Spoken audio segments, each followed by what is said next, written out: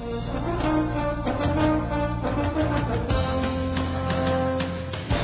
Arkansas Traveler Baseball on the CSN Radio Network. The ITT Tech pregame show is brought to you by ITT Technical Institute.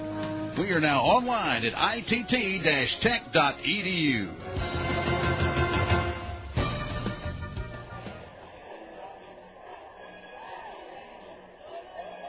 Live from Frisco, Texas, Arkansas Traveler Baseball is on the air. Hello again, everybody. This is Phil Elson. A very pleasant good evening to you. Welcome to the Dr. Pepper 7-Up ballpark. Tonight, Minor League Baseball and the Texas League present the Arkansas Travelers and the Frisco RoughRiders. Game 4 of a 5-game series. Beautiful night for baseball here in North Texas. Travs broke a 3-game losing streak yesterday as they defeated the RoughRiders in both ends of a doubleheader and swept the doubleheader for the third time this year. Game 1, Travs won it 6-2, providing Stephen Schell with enough run support for his second win of the season. And in the second game, Casey Ohlenberger, Jonathan Rowenhurst, Matt Wilhite, and Vaughn Sturtzbach combined for a 4-hit shutout as the Travs won the second game 2-0, and Ohlenberger getting his second win of the year. So the Travs able to pick up a half game in the standings, even with the Drillers winning yesterday in a dramatic come-from-behind victory in the afternoon. Travs did pick up half a game on Tulsa, so today the Travelers come in 5 games out of first place behind the division-leading Tulsa Drillers. It's a very exciting night here at Dr. Pepper 7-Up ballpark as the RoughRiders are sporting a brand-new starting pitcher who's going to be making his Double-A debut. John Danks, who was the first-round pick of the Rangers in 2003 out of Round Rock High School, is making his Double-A debut, and he's going up against a fellow first-round selection in Traveler left-hander Joe Saunders, who's come in today with a record of 4-2 and a .393 ERA. Had a victory in his last outing against the Midland Rockhounds. So you've got an outstanding matchup on the mound today, as the spotlight will be shining very brightly on young John Danks, who's only in his third professional season. And then there's Saunders, of course, a first-round pick from a few years ago out of Virginia Tech. So this will be a very exciting night for pitching prospects here in the Texas League. I'd like to thank you for tuning in to the ITT Tech pregame show right here on the Creative Sports Radio Network. Don't forget that your potential can increase with a degree. Create your own career path with a degree from ITT Technical Institute in Little Rock. For details, you can go to www.itt-tech.edu. Joining us on the pregame show for an interview will be Traveler closer Vaughn Sturtzbach. He'll sit down for this interview after these words on the CSN Arkansas Traveler Baseball Network. As an aircraft avionics technician, I repair just about any electronic component on the airplane. Jared Lampkin earned a Bachelor of Applied Science degree in Electronics Engineering Technology in 2003 and an Associate of Applied Science degree in 2002 from the ITT Technical Institute in Birmingham, Alabama. My bachelor's from ITT Tech is a really well-respected degree. The school has a lot of hands-on teaching, and it's a really nice atmosphere.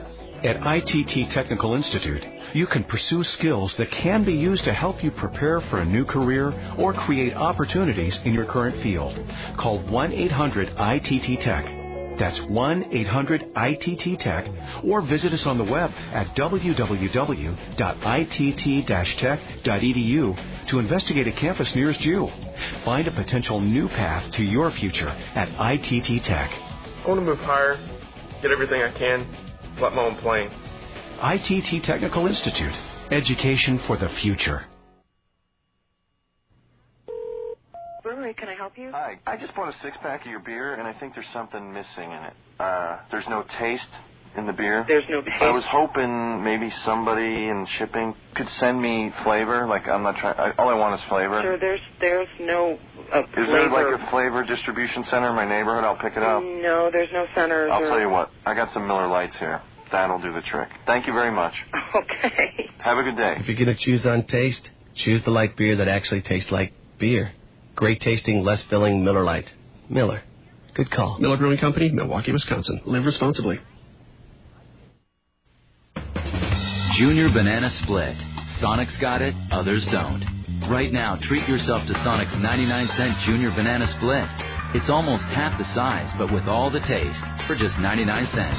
Try one today, or to satisfy your late-night craving, try one tonight. Because Sonic's open till at least midnight all summer long. The 99-cent Junior Banana Split at participating Sonic drive-ins. It's not just good, it's Sonic good.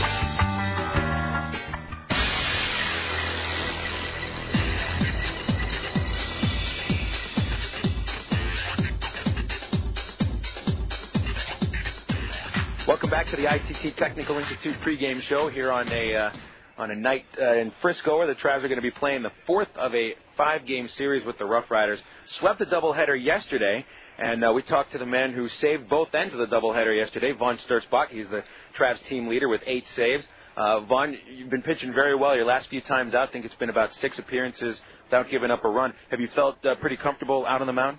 It's just the fact of conviction, and Gamby and Kami have talked to me about it already, and pitchers go through their stages of feel, and I think I'm starting to get some feel back, which is probably helping me out a lot.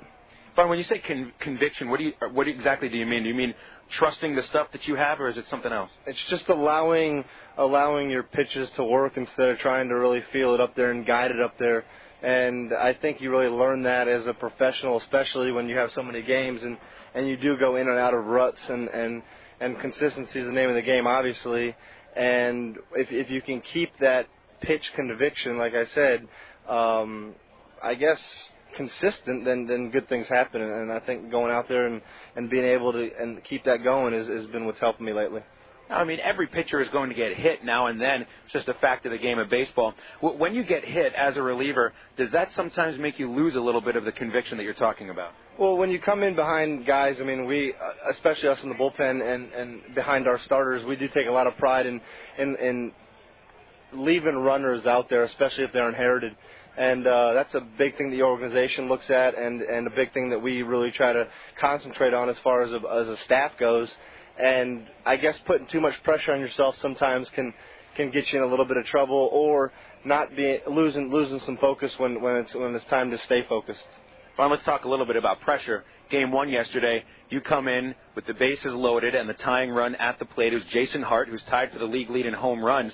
Grand Slam would have tied the game. I guess it doesn't get much more pressure-filled than that. As a closer, do you feel that pressure when you come in? And I know some guys kind of feed off that pressure, and it helps them be a successful closer. What's your take? I definitely feed off of it. As far as Jason goes, I mean, the kid swings the bat with the best of them, and he does have a lot of power. You need to be able to come in and just execute pitches, and every hitter's got his hole, and we happened to find his hole yesterday, so that's kind of what we attacked. Vaughn, as a closer, I know that you've got to be able to feed off that pressure. As I mentioned, a lot of guys just can't handle that kind of pressure, but they can get outs in the 7th and the 8th innings. Take LaTroy Hawkins, who's now with the Giants, failed as a closer with the Cubs, but as a setup man, he was one of the best a couple of years ago. What makes you different from a guy that might pitch in the 7th and the 8th innings? Why are you trusted with the lead in the 9th? Well, I'll be the first one to tell you that electricity is probably not the name of my game, and you need to bring as much of that out of your stuff as you can. And I'm a guy that has always fed off of a crowd or a tough situation, and I don't think that you'll be able to pitch in the big leagues or at any higher levels if you can't do that, because I don't think there's a time that you take that mound without pressure. And your job's on the line every day, and there's always someone pounding on your door. And in order to do that, you need to learn how to deal with pressure, and it's just something that I guess growing up, maybe my parents have taught me it, maybe coaches growing up have taught me that, and just dealing with those situations. And I think it's probably the funnest time of me going in there to pitch is under pressure. When did you first become a closer? Professionally, I closed a little bit in college, and professionally, last year, I guess I just developed the role. I don't know if it was his default. Bob Zimmerman and I were closers together in Cedar Rapids, and they moved me to Rancho, and I developed that role. And it's kind of stuck to me. I know that my stuff probably isn't in the upper 90s like a lot of the closers in the big leagues, but like I said, you just got to go out there and give it your all every time. Now, you closed both ends of the doubleheader yesterday. It's the second time that you've had 2 saves in one day. The Travs are 6-0 in doubleheader games, and you've saved 4 of them. What's it like to come in and pitch not just in one pressure spot in a day, but 2 pressure spots in a day? Well, I guess I really fed off my first outing, and I know that we're grinding down there with Tulsa in our division, and there's a lot that our team is needing right now, and our philosophy here is we need to win ball games, and being able to go out there 2 days in a row, especially when I threw 4 pitches my first outing, allowed me to go out there the second time and save that next game. And you're up to date too. Even with pitching 2 games yesterday, you're available today, right? Yeah, I believe so. Yeah. Now, Vaughn, I always like to ask the question when we're here in Frisco, because these are unique bullpens. We were talking about it before the interview started. The bullpens are located in the crowd, literally about 7 or 8 rows deep into the corners along the baselines. And, I mean, you're part of the crowd here. Is there any interaction during the game, and how do you like this bullpen? Because I know some guys don't feel comfortable surrounded by fans. Well, I wish I had a dime for every time someone's asked me for a ball, but I guess that's a little worse here, especially with the young kids. But there's signs up now that do indicate that, you can't talk to the players during the game.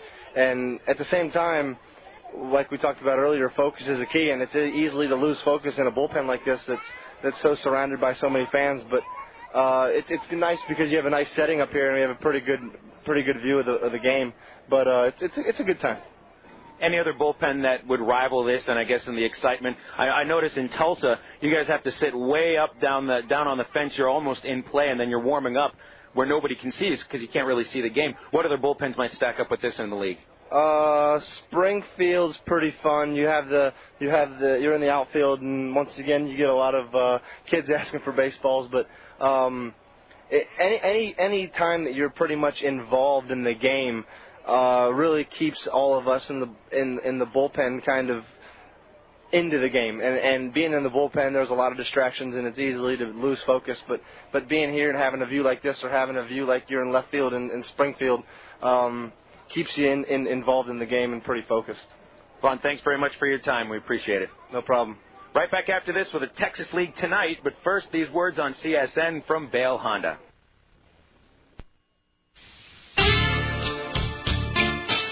Dreams makes the best reality. And the reality is that the Honda Ridgeline is here at Bale Honda, 13101 Chenal Parkway in Little Rock. It's tough as nails and rugged from top to bottom. The all-new 2006 Honda Ridgeline features a rigid closed-box frame with unit body construction and fully independent suspension for confident handling. The Honda Ridgeline with full features. Come see it today and drive it away tonight at Bale Honda, 13101 Chenal Parkway in Little Rock. Bale Honda, making your life's drive a little bit smoother. When it comes to a full line of office products, the name is Settle Office Products, 4412 MacArthur Drive in North Little Rock. They've been in business on MacArthur Drive for 23 years. They give free delivery anywhere in Central Arkansas. They have office furniture, office supplies, scratch and dent furniture, and they're family owned and operated. Give them a call today at 758-1050 or see them on the website at www.settleofficepro.com.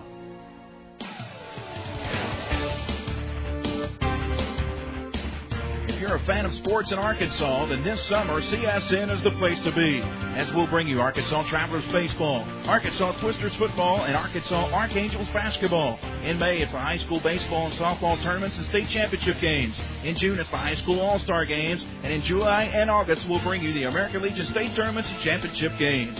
Sports action all summer long right here on the Creative Sports Radio Network.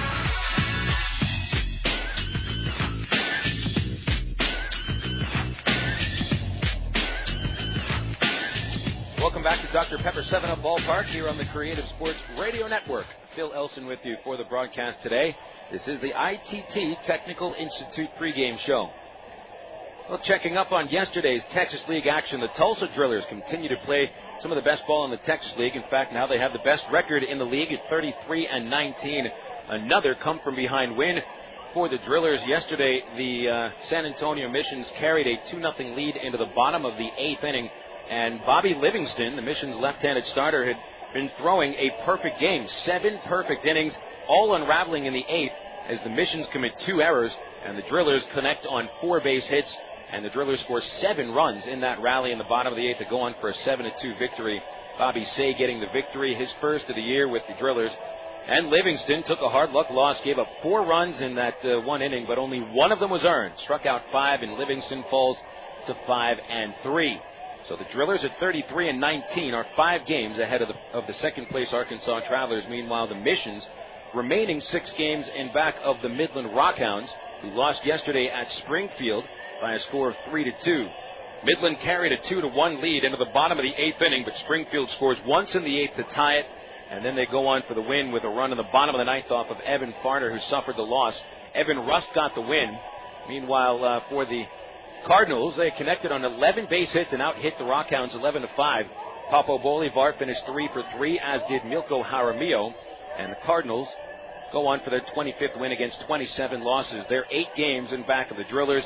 Meanwhile, the Rockhounds have lost 2 in a row, and they're at 32-20, still 6 games ahead of San Antonio. Corpus Christi hooks 8 of the Travelers by defeating the Wichita Wranglers 7-2. Corpus Christi has now won 2 consecutive ball games after a long losing streak. Mark McLemore, along with Mansfield and Roberto Giron, combined on an 8-hitter. McLemore went the first 5 innings, allowing a couple of unearned runs. Struck out 4, allowed 4 hits. His record 5-4. Mike Stodolka, former top prospect for the Royals, falls to 1-5, giving up 6 runs on 5 innings. Corpus Christi, 3 hits from Mark Sacamato, the designated hitter, including his first triple of the year. Brooks Conrad and Carlos Rodriguez each had a double. And Corpus Christi picks up their 18th win against 34 losses, while the Wranglers fall to 26-26, 7 games behind the Drillers. Travs are 2 games in front of Wichita for second place in the East Division. A look at the Texas League standings shows that it's a little bit of an imbalance between each division.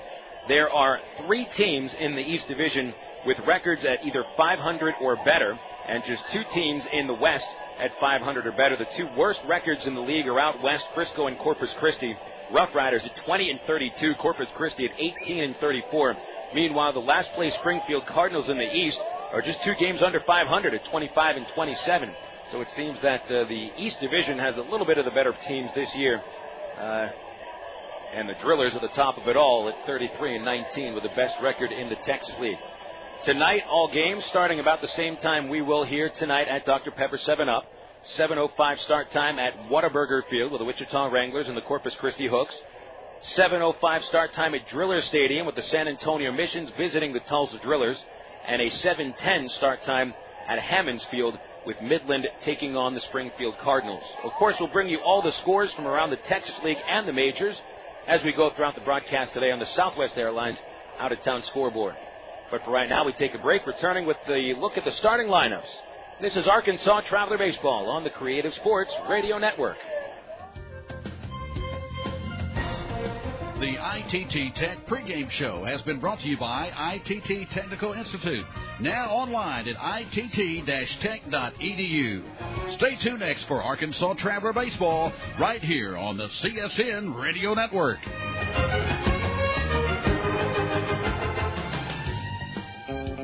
Hi, I'm Roseanne Cash. To millions of people, Johnny Cash was a music legend. To me, he was just Dad. When he died, a lot of people thought a lifetime of hard living finally caught up with him. And it's true, Dad had his demons, but he also had diabetes. For years, he ignored it, even as his health and vision slipped away. Until one day, as he sat in his office, surrounded by books he could no longer read, he said to me, "This is a room full of regrets now." Diabetes is serious. It can steal your sight, your limbs, and worst of all, take you away from the people who love you. But it doesn't have to be this way. If you have diabetes, test and control your blood sugar regularly. You'll be healthier and you'll feel better too. For a free new guide on managing your blood sugar daily, visit healthywithdiabetes.org. A message from the American Association of Diabetes Educators. I don't breathe. I'm weightless. My heart races. I'm floating away. And when it's over, all I think about is doing it again. Michael Swan is under the influence of his volunteer swim coach. Spending a little time coaching, he helps neighborhood kids like Michael stay off the street and off drugs. So, share a skill, a passion, a hobby with kids in your community, and you can make a big difference. That's because kids who enjoy a regular positive activity with an adult are less likely to begin using drugs or alcohol. Find out how you can be a coach, a mentor, a volunteer. No matter what it is, you have something to offer. Log on to helpyourcommunity.org or call 877-KIDS-313 and be an influence on the kids in your community. Brought to you by the Office of National Drug Control Policy and the Ad Council.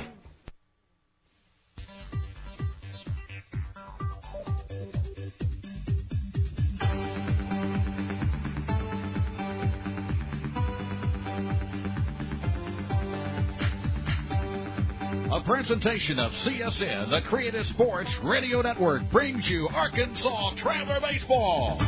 Today's game is brought to you by the ITT Technical Institute online at itt-tech.edu. By Coca-Cola, make it real. By Miller Lite, prevent taste loss with Miller Lite. By Allstate, you're in good hands with Allstate. And by the Sonic Drive-In. Arkansas Traveler Baseball is brought to you statewide on the Creative Sports Radio Network by Bale Honda. See the new Honda cars and trucks today. The U.S. Air Force, crossing to the blue. The Bank of the Ozarks with several locations to serve you. And by the Conedo Tax Advisory Group. And now, the Texas League Arkansas Travelers.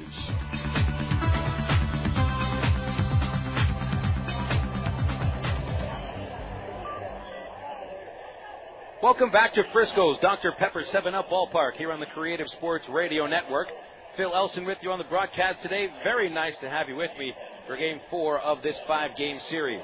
It is a gorgeous day for baseball. There were storms in the early morning that woke us up across the street from the ballpark at the Embassy Suites, but no storms in the forecast today, calling for a low of 65 degrees. Right now it is 85 with the winds coming in from the north-northwest at 6 miles an hour. Perfect weather for a baseball game at Dr. Pepper 7-Up Ballpark. Could not be any better. Take a look at the starting lineups here for Game 4 of this set. We'll start with Frisco. They are, of course, the AA affiliate of the Texas Rangers. They are managed by Darrell Kennedy, coming in with a record of 20 wins against 32 losses. The RoughRiders are in third place in the Texas League West Division. They are 12 games out. Leading off for the RoughRiders, the center fielder, Rudy Yan. Batting second and playing second base is Drew Meyer. Hitting third at first base, Jason Hart.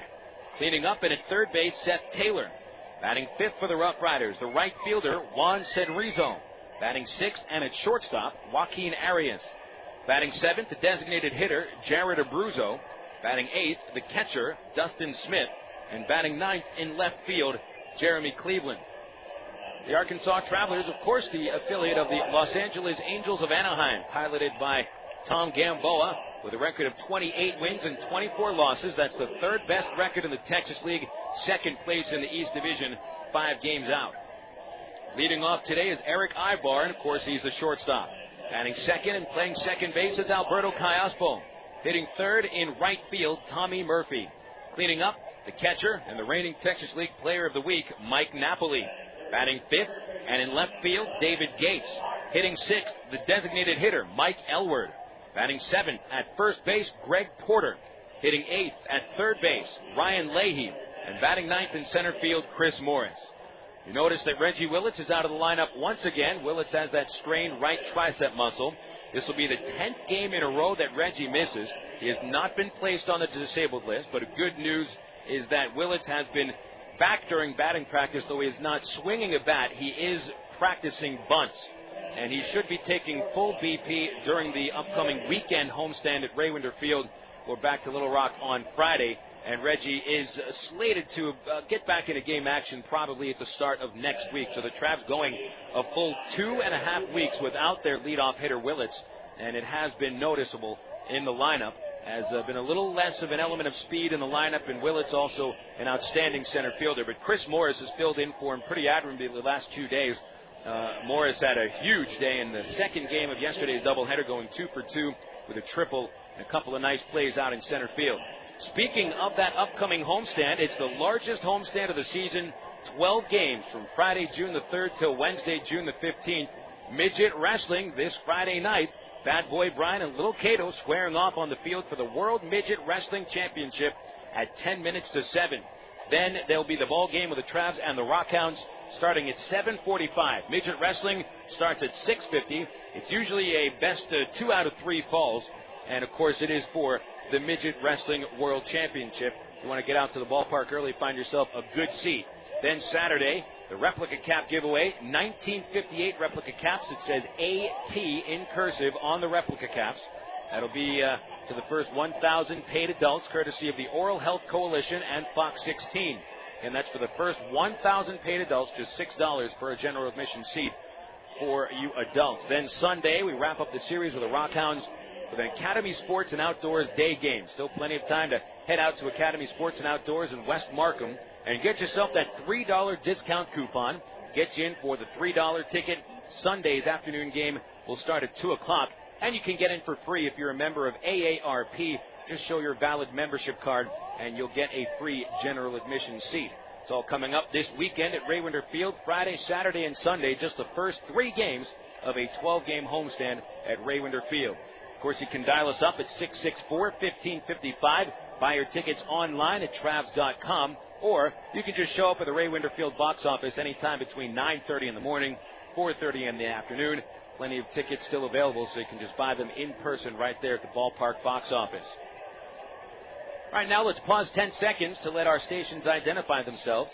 From Frisco's Dr. Pepper 7-Up Ballpark, this is CSN, the Creative Sports Radio Network, your home for Arkansas Traveler Baseball.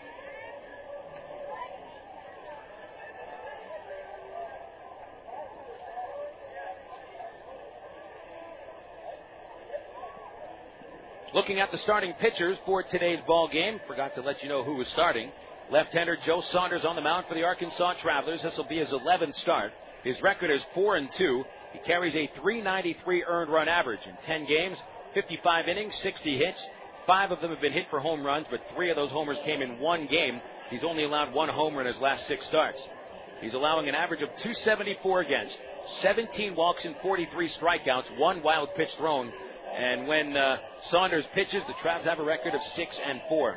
Saunders in his 4th professional season, first-round draft pick, 12th overall in the 2002 draft out of Virginia Tech. And on the mound today for the RoughRiders, making his AA debut, former first-round selection John Danks, another left-hander.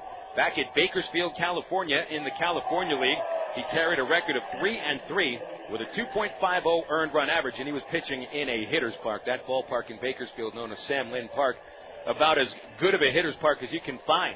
Explain the reasons later on during the ball game. For the numbers on Danks at single A, 57 2/3 innings, 50 base hits, 5 home runs. He's allowed an average of .228 against California League hitters, 16 walks and 53 strikeouts, many of them coming on a big overhand curveball that drops straight down. Danks stands 6'2", 190 pounds. He was selected 9th overall in the 2003 draft out of Round Rock High School, which of course is just about 2.5 to 3 hours down the highway. I believe that's Interstate 35. So he's got plenty of family members out to watch his AA debut today, right up the road in Frisco. Danks versus Saunders, 2 first-round draft picks going at each other here, and you love pitching matchups like this in the Texas League. Let's have a break. We'll return with the first pitch as the Travs and the RoughRiders get it on in Game 4 of a 5-game series right here on the CSN Travelers Radio Network. He joined the Air Force in 1964 and served in Vietnam. He commanded forces in the far corners of the globe. Rising through the ranks, he served as a 3-star general at the Pentagon. You'd think 30 years of distinguished service would be plenty. But if you're Norman G. Leasing, Lieutenant General, retired United States Air Force, that's just the beginning. Today, he's pursuing a new career as Walmart's Vice President of National Government Relations.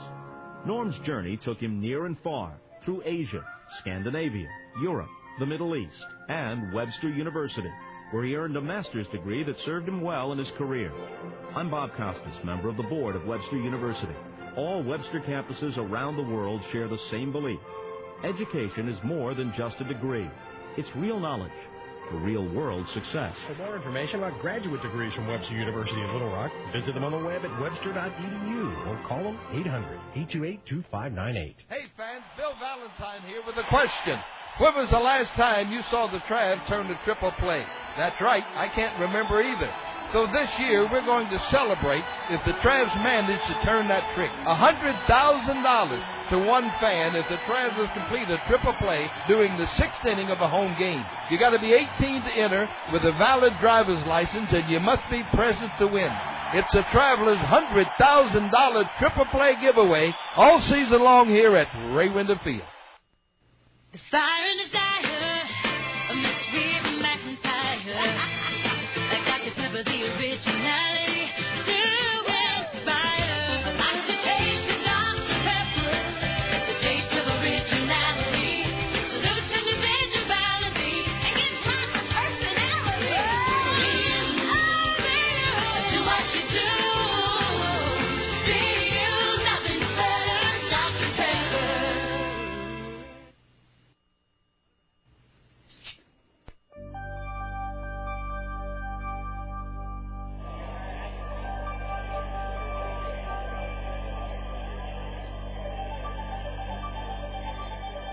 Welcome back to Dr. Pepper 7-Up Ballpark here in Frisco, Texas. 7:05 first pitch. Looks like we're going to be a little bit late as the RoughRiders have not yet taken their positions. We have finished the Star Spangled Banner. The ceremonial first pitches have already been thrown, so just waiting for the RoughRiders to take their spots on the field. I think they're waiting for the Little League teams, which were lining the first base foul line, to make their way into the seats. And as the kids are heading back into the crowd, there go the RoughRiders out onto the field.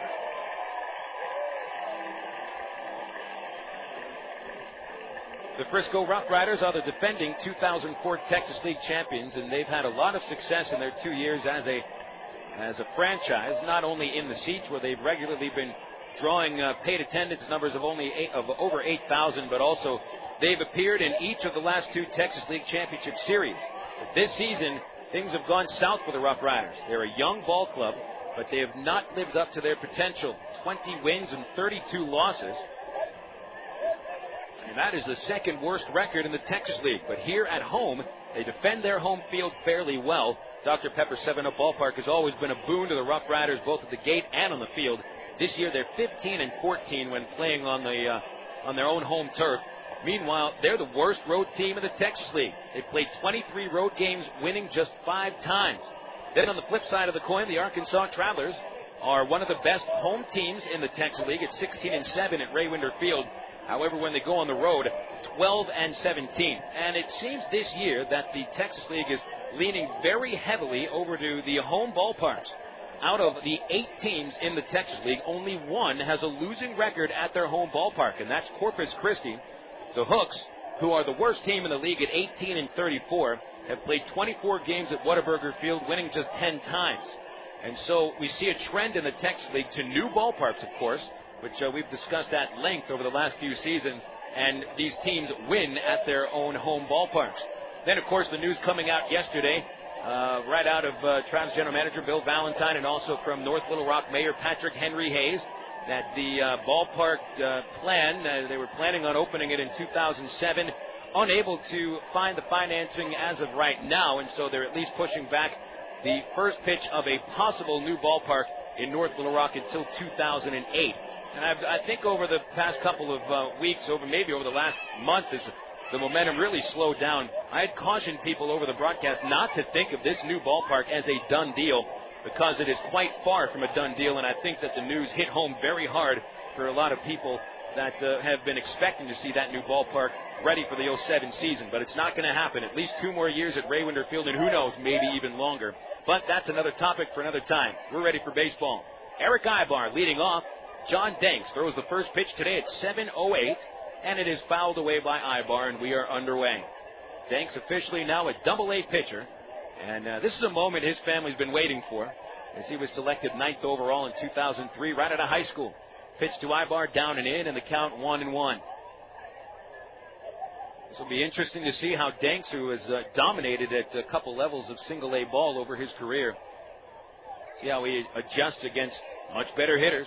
Jump up to Double-A is very tough for some pitchers. Aybar grounds the 1-1 pitch to the left side of the mound. Shortstop Arias cuts across, picks it up, and throws Aybar out, and there's one gone. So Aybar grounds out. That'll bring up the Travelers' second baseman, Alberto Callaspo. Here are the fielders behind Danks. In left field, Jeremy Cleveland. In center, Rudy Yan. And in right field, Juan Senrizo. Seth Taylor at third, Joaquin Arias at short, Drew Meyer at second base, Jason Hart at first, and the catcher is Dustin Smith. Callaspo, a switch hitter, batting right-handed, is hitting .307. Danks delivers a fastball at the letters for a strike called. Balls and strikes today called by Jeff Macias. Barry Larson, the umpire at third. The crew chief is Chris Tiller. He's at first. Here's an 0-1 to Callaspo. He reaches for a fastball, fouls it out of play over the right side, and it's 0-2. Doubleheader yesterday, Callaspo was 4 for 7. 2 hits in each end of the doubleheader, and is the team leader for the Travelers with 62 base hits. Here's the 0-2 from Danks. Callaspo reaches for it, hits it high towards the center fielder, Rudy Yan. He's right there to make the catch. And Callaspo is out number 2. So what was a very tough order for both starting pitchers for the RoughRiders yesterday. Pretty easy in the first inning for Danks, retiring Aybar and Callaspo at the top of the Traveler order. This will bring the switch-hitting right fielder Tommy Murphy up, and he also will bat from the right side. Murphy hitting .293 with 7 home runs and 28 runs batted in. Dig himself a hole up there at the plate. Take a look at Tom Gamboa. No signs for him right now. Murphy adjusts the batting helmet, stands in. Slightly open stance, and Danks holding the ball in the glove, squared towards the plate. Wind up in the pitch. Tailing fastball low and outside. Scouting report on Danks has a fastball in the low 90s, tops out about 92. Overhand curve is best pitch, also throws a changeup. Here's the 1-0 to Murphy. Hard grounder right to the shortstop, Arias. Gobbles that one up, throwing to first baseman Hart, retires Murphy, and there's 3 up and 3 down in the Traveler half of the first inning. So, 1 first-round pick sets him down in order. We'll see how Joe Saunders does for the Arkansas Travelers. He comes to the mound after this on the Creative Sports Radio Network.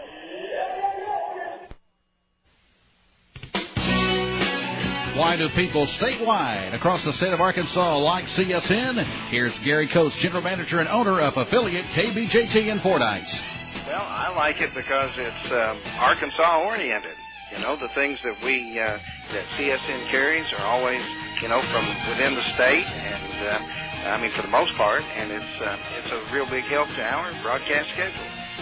CSN now in her 27th year.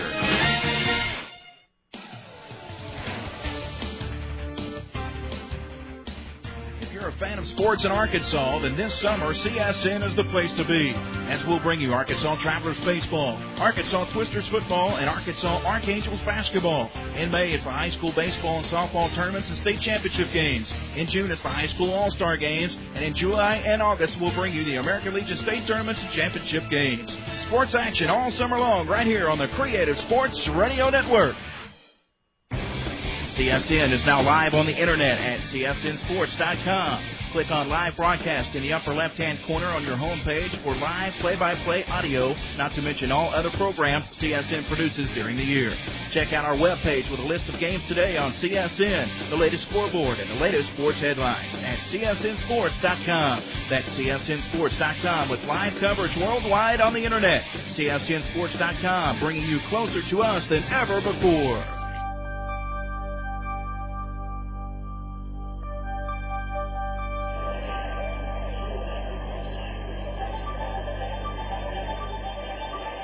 Joe Saunders throwing his warm-ups out of the mound here at Dr. Pepper 7-Up Ballpark. Looks like a little bit of a loose mound today, a little dusty. John Danks had no problem setting down the Travs in order in the top of the first inning. And now Saunders takes the hill facing the RoughRiders. Saunders gets his first look at Frisco for the season.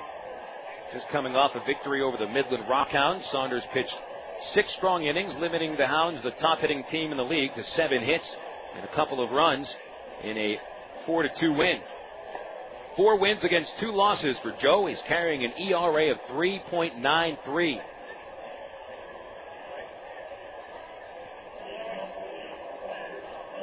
The 6'2", 200-pound left-hander from Springfield, Virginia, waits for Rudy Yon to step into the batter's box. Accepts the ball from the third baseman Leahy, grabs the rosin bag, feels it up, drops it down, cleans off the pitcher's rubber, and now Saunders is ready to go. Jan, a switch-hitting center fielder, will bat right-handed. And the first pitch, a excuse-me swing, and a slow grounder right to the second baseman, Callaspo. Comes in about 4 steps, throws Jan out. And 1 pitch, 1 out, and Jan didn't even mean to hit the ball. Fastball from Saunders bared right down on the hands of Jan, and he tried to check the swing, but the bat came right across the plate. And it almost broke the bat, it looked like, right off the handle. Nice piece of pitching by Saunders. 1 pitch, 1 away. Brings up the number 2 hitter, Drew Meyer. He's a left-hander. The only lefty that Saunders will face in the lineup today. First delivery, showing bunt. Meyer takes a fastball. It's a strike off the inside corner, 0-1. Meyer hitting .308. No homers and 17 runs batted in. Most of his hits are singles, just 8 extra base hits on the season. Here's the 0-1. Saunders misses under the knees, low and away, 1 ball, 1 strike. Meyer flashed just a little bit of power yesterday, almost hitting a home run, but it curved foul outside the foul pole in right field. 1-1 pitch, swing and a miss, as Saunders comes with a heavy fastball to get ahead 1-2. Saunders on the season has struck out 43 hitters against 17 walks. Here's his 1-2 pitch to Meyer. Swing and a miss on a slider. The ball is blocked in the dirt by Napoli. He finds it, picks it up, fires to first, and retires Meyer. 2-3 with a put out for the first baseman, Greg Porter. Speaking of Porter, here are the rest of the fielders. From first to third behind Saunders, Porter, Callaspo, Aybar, Leahy. Across the outfield from left to right, Gates, Morris, and Murphy. The battery mate for Saunders is Mike Napoli. 2 away and the base is empty. Now the 3-hitter Jason Hart stands in. Hart was the final hitter of Game 1, striking out with the bases loaded in the Travs 6-2 victory yesterday. Big right-handed batter takes a high fastball from Saunders. Hart hitting .253, tied for the league lead with 12 homers, 34 runs batted in. Here's the 1-0 from Saunders, and it's hit right back up the middle. It hits second base and bounds into center field. Jason Hart was hitless in his first 9 at-bats on the series and collects a 2-out single in the first inning today. Hart put that one right underneath the glove of Saunders and right between his legs. Joe usually fields his position fairly well, but could not get the glove down quickly enough. And so Hart is the first batter to reach base today. Now the cleanup man, Seth Taylor, stands in. Taylor committed a huge error in the second game yesterday. It was a throwing error that led directly to the Travs' first run. Stretch and Saunders deals to Taylor, and he fouls it straight back. Strike one. Taylor right-handed, hitting .266 with 4 home runs and 25 RBIs. Taylor had a couple of hits in the second game yesterday, but he was also thrown out at the plate, attempting to score from third base on a flyout. 0-1 pitch from Saunders is low and away with a changeup, and it's 1-1 to Taylor. Nothing in the bottom of the first inning. Travs went down 1-2-3 in the top half. The RoughRiders get a 2-out single from Jason Hart, bringing up Taylor, and it's a 1-1 count to him. Saunders brings it set at the belt. Not much of a lead at first. Here's the pitch. Missed the outside corner again with a changeup, and it is 2-1 from Saunders to Taylor.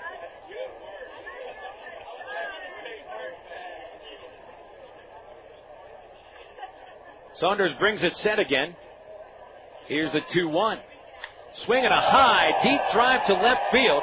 That one's going to get over the fence, and it's a 2-run homer for Seth Taylor. The RoughRiders get ahead 2-0.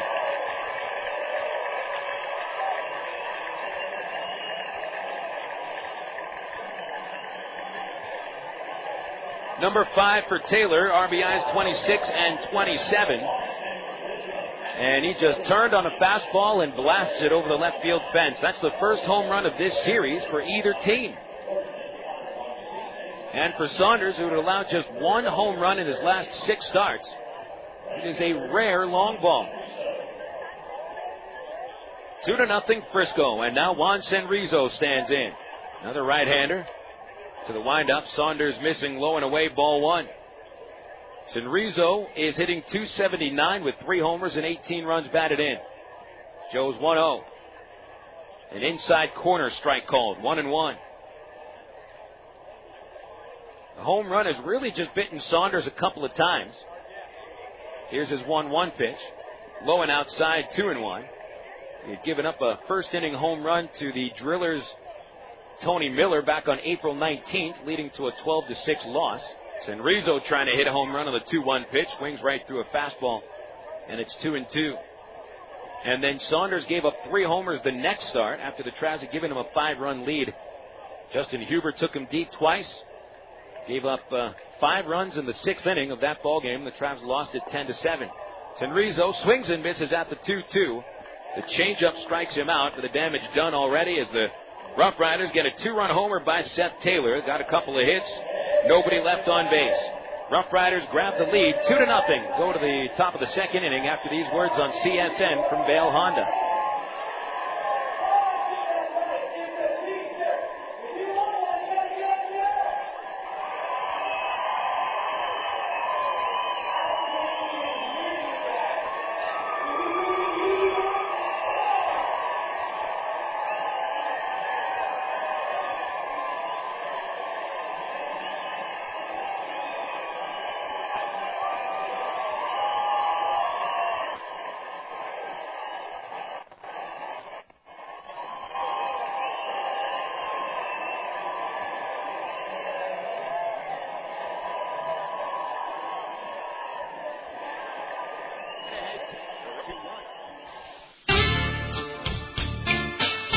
dreams makes the best reality. And the reality is that the Honda Ridgeline is here at Bale Honda, 13101 Chenal Parkway in Little Rock. Swinging a high, deep drive to left field. That one's going to get...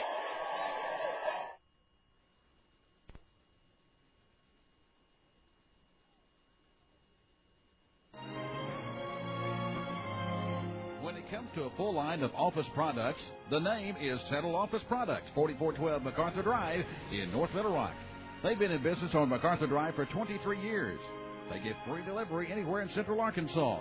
They have office furniture, office supplies, scratch and dent furniture, and they're family owned and operated. Give them a call today at 758-1050 or see them on the website at www.settleofficepro.com.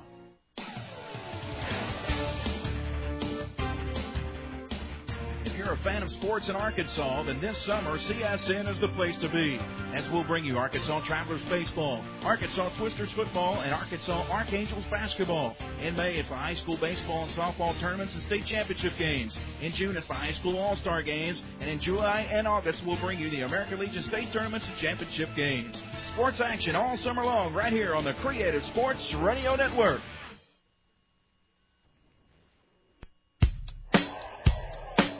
First pitch of the second inning to Mike Napoli, driven deep into left field. That's a solo home run for Mike Napoli, and the Travs get right back on the scoreboard. After the RoughRiders put up 2 runs in the bottom of the first inning, Napoli hits the very first pitch of the second inning, even further than Taylor hit it. Over the corral, which is a 10-row seating arrangement past the left field fence. Napoli's 8th of the season. 34th run batted in, and it's 2-1 Frisco, and nobody out in the second. So David Gates now steps up, and a pitch upstairs from Danks for a ball. You know, Napoli had his hitting streak snapped yesterday at 9 in the second game when he went hitless. Now hit 4 homers over the last 6 games. Pitch from Danks upstairs, 2-0. 2-0 on Gates, a right-handed hitter, batting .295. Now tied with Napoli for a team lead with 8 homers. 32 runs batted in. 2-0 pitch from Danks. And a fastball at the knees for a strike. It's 2-1. Danks came with a fastball to Napoli on the first pitch, right down the middle. And Napoli was just waiting for that pitch. Drilled it. A high arcing shot. Here's the 2-1. Swing and a miss on a changeup. That's a nice pitch from Danks. Crossing Gates up, and it's 2-2. Gates had a hitting streak snapped yesterday in the first game. Got only 1 official at-bat, walking 3 times. And in that at-bat, he flied out. Hitting streak snapped to 12. Another changeup, and he swings through it. Strike 3. You got a power pitcher like Danks throwing 92 miles an hour and a good curveball, and he comes with consecutive changeups to Gates for the first out of the second inning.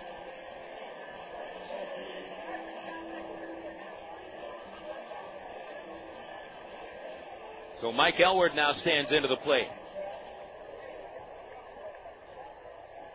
Danks had allowed 5 home runs in the California League. That's the 6th on the year against him. Elward, a foul ball on the first pitch, dribbles towards the on-deck circle. Greg Porter picks it up, flips it to the ball boy. Elward hitting .243, 3 homers and 24 runs batted in. Had 1 hit in yesterday's doubleheader. It was a bases-loaded 2-run single in Game 1. And it turned out to be the biggest hit of that game. There's a little bleeder to the first baseman. Hart picks it up. Danks covers. 3-1 goes the out at first. So there's 2 away after Napoli's first pitch home run. And now Greg Porter stands in.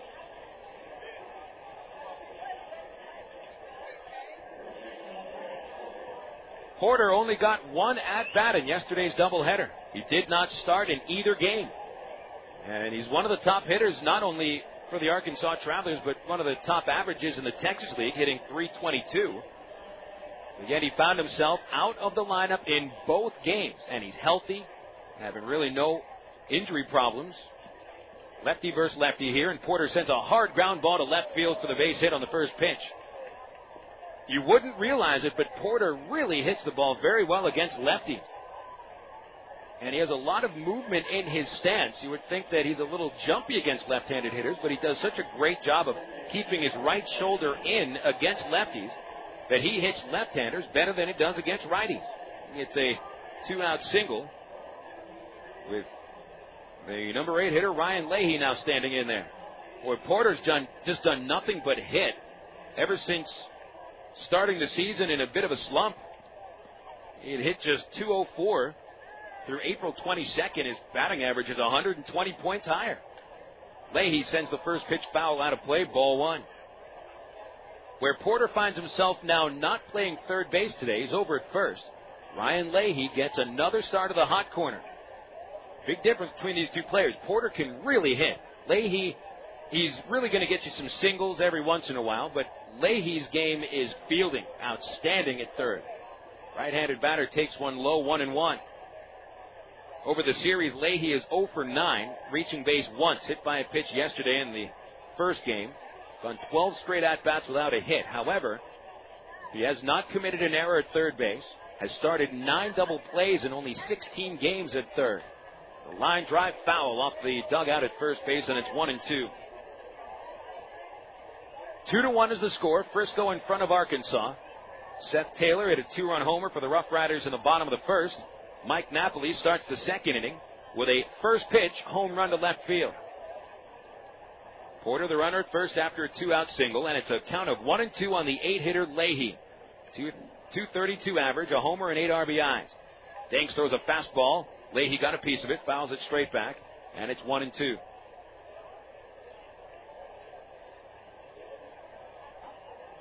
It seems that Porter no longer finds himself entrenched at third base. Tom Gamboa thinks enough of his bat to give him a chance over at first, and today Mike Elward is the designated hitter instead of the first baseman. Here's a 1-2 pitch from Danks. It's a fastball high and away, 2 balls, 2 strikes. Got to be one of the real surprises of the season for the Travelers is the emergence of Ryan Leahy. Never even heard of him before the start of the season. Sent up to the Travelers at the end of April, and he's playing just about every day. 2-2 pitch in the dirt, bounces away. Porter will go all the way to second. Now the catcher, Smith, has to go towards the first base dugout, fielded at the fence. It is going to be charged as a wild pitch on Danks, and now there's a tying run in scoring position for Leahy. Danks had thrown only one wild pitch at single A, and the wild pitch sends Porter to second. The count is 3 balls, 2 strikes on Leahy, and on deck is Trav center fielder Chris Morris. Danks will, of course, still work from the stretch. He's leaning in. It's the sign, brings it set right at the chest. Kicks and deals. Swinging a high fly to center by Leahy. And Jan drifting back about 7 steps. He will make the catch. Travs get 1 run here in the second on the homer by Napoli. Porter collects the second hit of the inning. He is stranded at second. 1.5 complete. 2-1 Frisco over Arkansas. This is the CSN Arkansas Traveler Baseball Network. Get your card. I never wanted a Coke so bad in my life. Like the time I went on a shop till you drop-a-thon with my girlfriend. So there I am, pinballing from store to store across the vast expanse of this mega mall, forced to give my opinion on her clothing choices, which she promptly ignored. I think it was from all the, yeah, that looks great, honey, but I was parched. Only one thing was going to unparch me, a Coke. I would have cried, but I couldn't spare the fluid. So next time I go shopping, it'll be online. Coca-Cola. Make it real. You are witnessing some intense pain here, folks. Throbbing muscles, swollen joints. This is pure torture. We're talking total body suffering. Not even the internal organs are... Bob, the game hasn't started yet. Game? I'm talking about me. Don't let orthopedic discomfort interrupt your life. Learn to manage it with Baptist Health in Ortho, Arkansas, the state's leaders in orthopedic medicine. To reach a specialist or for more information, call Baptist Health Healthline at 227-8478 and get back in the game. Oh, I can feel that hit up here. Hey, fans, it's easy to get discount tickets to Travs games all year thanks to Ready Ice. Arkansas's #1 ice company, Ready Ice, presents Ready Ice Wednesdays at Ray Wonder Field. Just pick up a discount coupon for any Wednesday Travs home game anywhere Ready Ice is sold, like most Shell and Exxon gas stations. Bring the coupons to the Travs box office for $3 general admission tickets to any Wednesday home game. That's Ready Ice Wednesdays at Ray Wonder Field all season long. Thanks to Arkansas's #1 ice company, Ready Ice.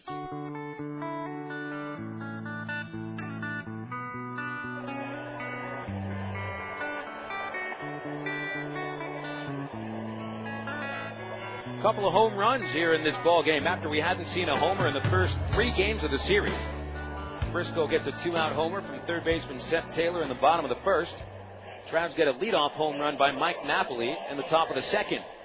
The wind has been a big factor over the first 3 games of the series, continuously blowing in from right field and from center. The wind is non-existent today. All the flags lying limp on the poles, and so the ball carries a little bit further today. Either of those balls would have been home runs at any ballpark. They were both absolute shots. Joe Saunders facing Joaquin Arias here to start the second. A first pitch strike on the inside corner. Arias, the number 6 hitter. Abruzzo follows him, and then Dustin Smith. Arias right-handed, hits .247. Saunders pitch lined right back up the middle for a base hit. Right over Saunders' right shoulder. So a leadoff single for Arias. He is 5 for 8 on the series and swinging a pretty hot stick. Third base hit off of Saunders, and he's only faced 6 hitters. Stepping in now is the switch hitting DH, Jared Abruzzo, a former Angels prospect, who is 2 for 6 in the series. Switch hitting, batting from the right side. Nobody out. Saunders throws the first pitch. Swing and a miss. He blew a fastball right by him. He challenged Abruzzo with a fastball down the middle of the plate. Abruzzo back at the DH spot again. We saw him catch on Monday and saw a catcher with a serious case of the yips. Here's the 0-1. Low and in, a ball and a strike. It's pretty common knowledge in the Angels organization that Abruzzo has suffered from the yips for the past couple of years. But they were saying a couple of the players that had played with him at Rancho Cucamonga and Cedar Rapids said it's just something you don't talk about to him. And you don't laugh at him either, because who knows, that could happen to you sometimes. Count is 1-1. Saunders will throw, and it's nubbed high.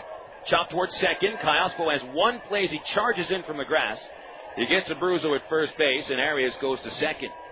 No chance for a double play as that high chopper just barely got past the right side of the mound, so Callaspo makes the smart play, and this brings up Dustin Smith. Nobody can understand why anyone gets a case of the yips.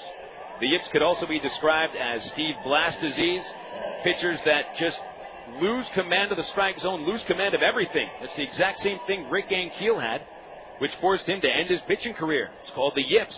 Catchers get it too.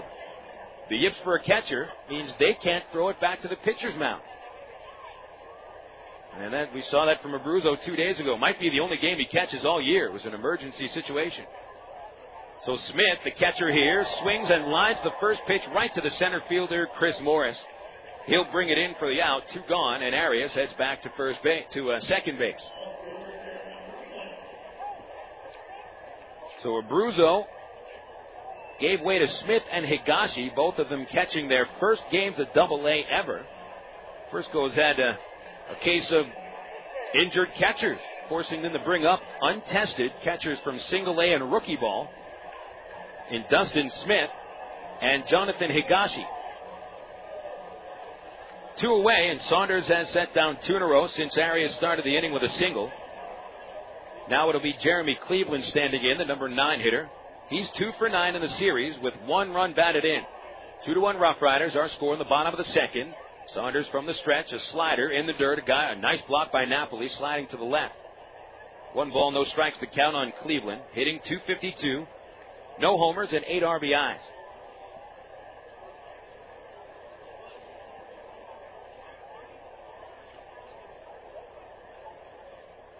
Saunders finds the sign, brings it set. Here's the 1-0 pitch to Cleveland, tailing away. 2 balls, no strikes. Arias, fairly good speed at second base. Takes a slow walking lead as Saunders comes set. Here's the pitch. Outside, ball 3, and it's 3-0 on Cleveland.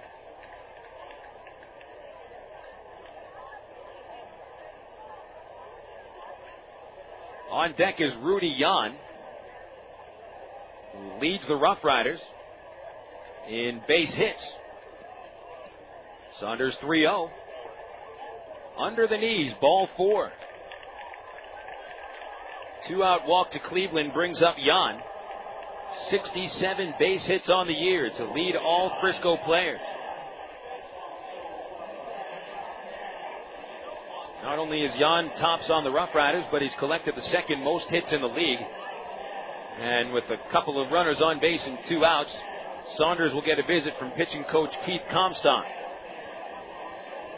Trav fans, don't forget about the big concert at Ray Winder Field Saturday, July the 2nd with Bob Dylan and Willie Nelson.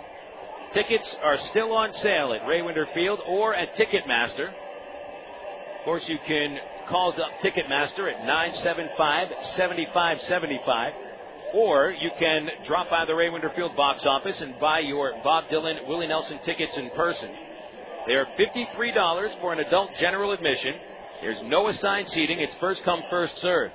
With an adult GA ticket, one kid 12 years or under gets in for free. Comstock finishes his talk, and now Saunders faces the top of the order, Rudy Jan, with 2 away. And runners at first and second, RoughRiders ahead 2-1. Just as Saunders was coming set, Jan steps out of the box and has timeout call. Jan grounded out to the second baseman in the first inning. He's on a half swing and a pitch that bared in on his hands. First pitch from Saunders here. Swinging a pop-up towards shallow right field. Murphy right there to make the catch. So Saunders does not allow a run to the second, gets 1 hit, leaves 2 runners on base.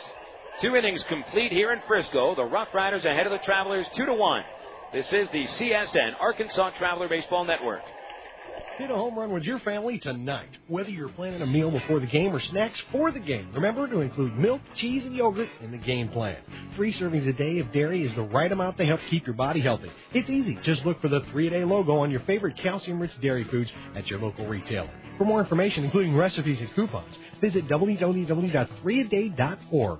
Have you had your 3 a day today? The power of cheese. 1998 New York City marathon runner German Silva made a huge mistake. 1/2 mile from the finish line, he took a wrong turn. When he heard yells from the crowd and saw the looks on their faces, he realized his mistake. He immediately turned around, but the error cost him a crucial 15 seconds. His only hope for winning now was to sprint to make up for lost distance. Did he have the energy? Could he do it? He later said, "Too much work had gone into this race. I had to fight it out." He was able to make up the lost distance and finish first in his division, but only because he refused to allow a wrong turn to knock him out of his quest for the prize. I'm Mark Evans, pastor of the church at Rock Creek. You know, there are times in life when we make a wrong turn, but when we discover that it was a wrong turn, the wise person changes direction. Married couple sat.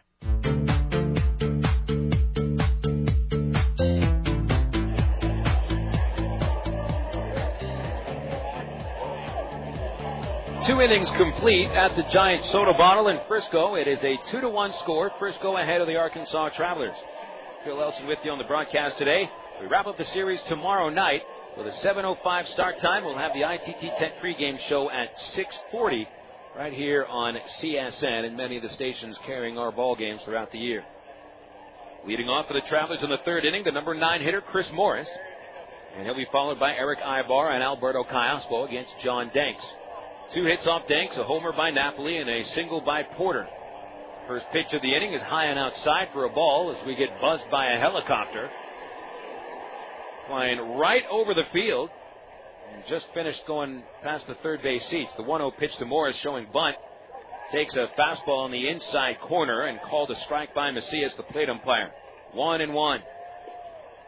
Morris ended a long slump yesterday with a couple of hits in Game 2. He finished the doubleheader 3 for 5. And he hits a soft liner right to second base. Leaping in the air, Meyer brings it in, and Morris is out number 1. Morris lines out. Just not enough air under that line drive. Good piece of hitting by Morris. Took a pitch on the outside edge of the plate and went with it the opposite way, but Meyer was waiting for it right there, about 10 steps diagonally away from second. So we go to the top of the Arkansas order, and shortstop Erick Aybar. Aybar grounded out to shortstop in the first inning. He'll bat right-handed. First pitch from Danks, a strike on the outside corner with a fastball. Danks is getting ahead of most of the hitters he's faced. Got ahead on Aybar in the first and got him to ground out. The 0-1, a change up low to Aybar, 1-1. Aybar entered the game hitting .271. At the 3 homers, 21 runs batted in. Now 5 for 11 in the series with a triple. The 1-1 is low, and it's 2-1. Aybar was 3 for 7 in the doubleheader yesterday. Scored 3 runs. Trav scored 9 runs in the doubleheader, actually 8 runs in the doubleheader, 6 in the first, 2 in the second game. And Aybar scored more than a third of those runs. Here's the 2-1 from Danks, and Aybar hits it hard past the shortstop for a single to left field. Round ball about 5 steps away from Arias, but the ball had too much on it for him to give it a chance at it. Thought about diving, but stayed on his feet. So Aybar collects the third base hit for the Travelers, and now Alberto Callaspo will stand in. 2-1 score. Frisco leads as Aybar takes a practice swing out of the batter's box. He's 0 for 1, flied out to center in the first inning. Callaspo is 4 for 12 over the series, and he's got the tying run aboard. Batting right-handed. Danks gets a lean in, gets the side. He sets. Here's the pitch. It's high, ball 1. The sun shining just a sliver from the pitcher's mound all the way towards first base, and it's glaring right at the first baseman Hart. As he holds Aybar on base, he has to shield his eyes with his glove. A little tough to take a throw over there. Aybar's about 4.5 steps off. Here's the pitch, and it is low, blocked by the catcher Smith. 2 balls, no strikes. Aybar was fooled on that pitch by Danks. He took 3 steps back to first base and anticipated a throw over from the pitcher, but it never came. So maybe Aybar is also blinded a little bit by the sun. Again, it's just a very small sliver, which is coming in between a couple of the chateaus down the third base line. Right at that base area. Pitch to Callaspo in the dirt. 3-0 to count to Alberto. Danks hasn't walked anybody yet. And it offered just 16 walks in just under 58 innings at Single-A Bakersfield. 3-0 count, the pitch. Callaspo taking all the way. Ball 4 inside. And there goes Aybar for second, and Callaspo gets to first.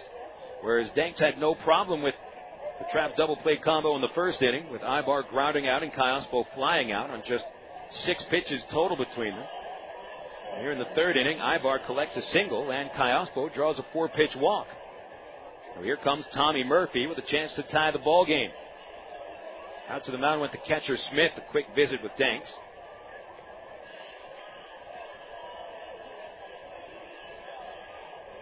Murphy will look down the third base line and see if Tom Gamboa has any signs for him, if any plays are on. 2 of the speedier runners on the bases. Aybar stolen 11 bags, Callaspo with 7. Murphy batting from the right side. He grounded out in the first inning, and they're going to play for a double play. Leaning in Danks from the third base side of the rubber. Gets the sign, brings it set. Good look at Aybar. Here's the pitch. Check swing. It is in the dirt. They are not going to appeal, so it is ball 1.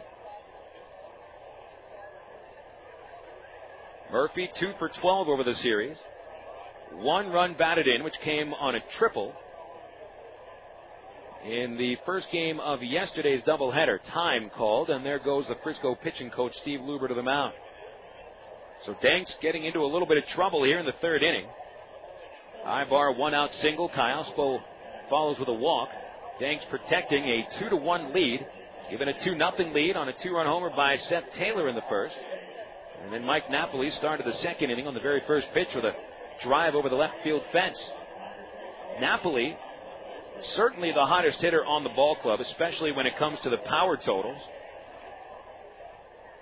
Napoli hit only 1 home run in April, and the home run in the second inning was his 7th over the last month.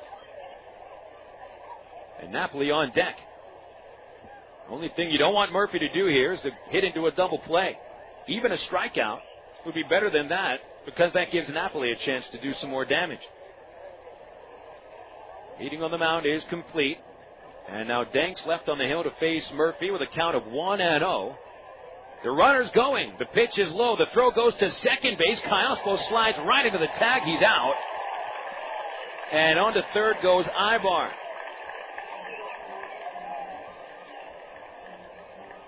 Two to four goes the out at second base.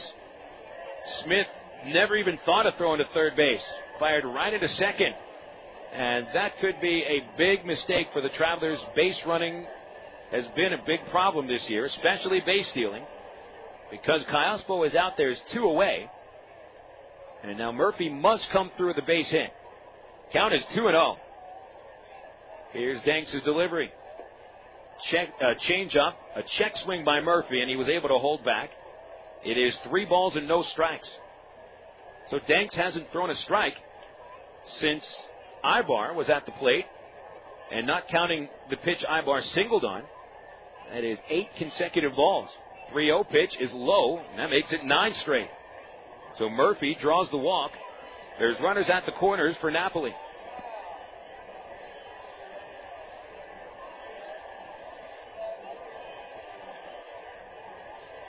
Tom Gamboa putting the runners in motion. The thinking behind that is if you get the double steal, then a fly ball ties the game, and a base hit puts the Travs ahead. And they'll need to rally a little bit here with 2 outs. They got the right batter up there. Napoli hitting. Had the home run on the first pitch of the second inning. Gotta think Danks is going to pitch a little carefully to him. From the stretch, Danks delivers. And it is low and inside, ball 1.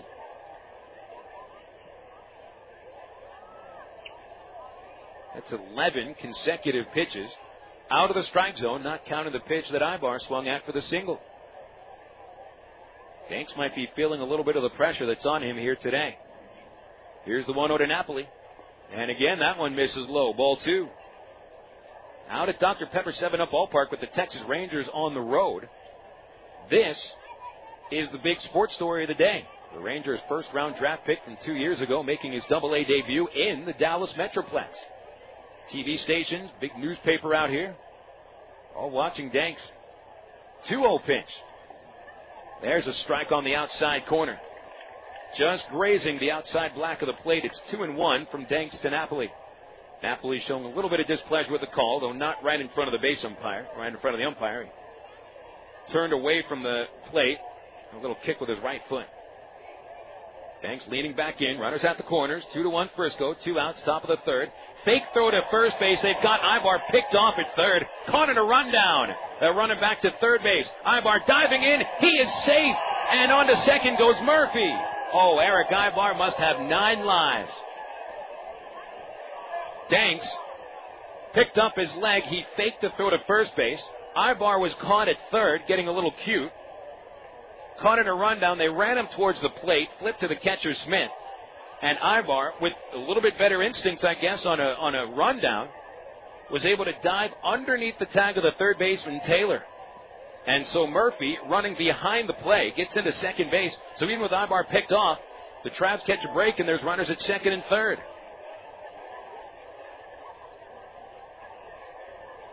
Not sure how to score that. I guess it'll be a steal for Murphy. Anyway, the count 2-1 on Napoli. And the next pitch, swing and a miss on the changeup. 2-2 the count.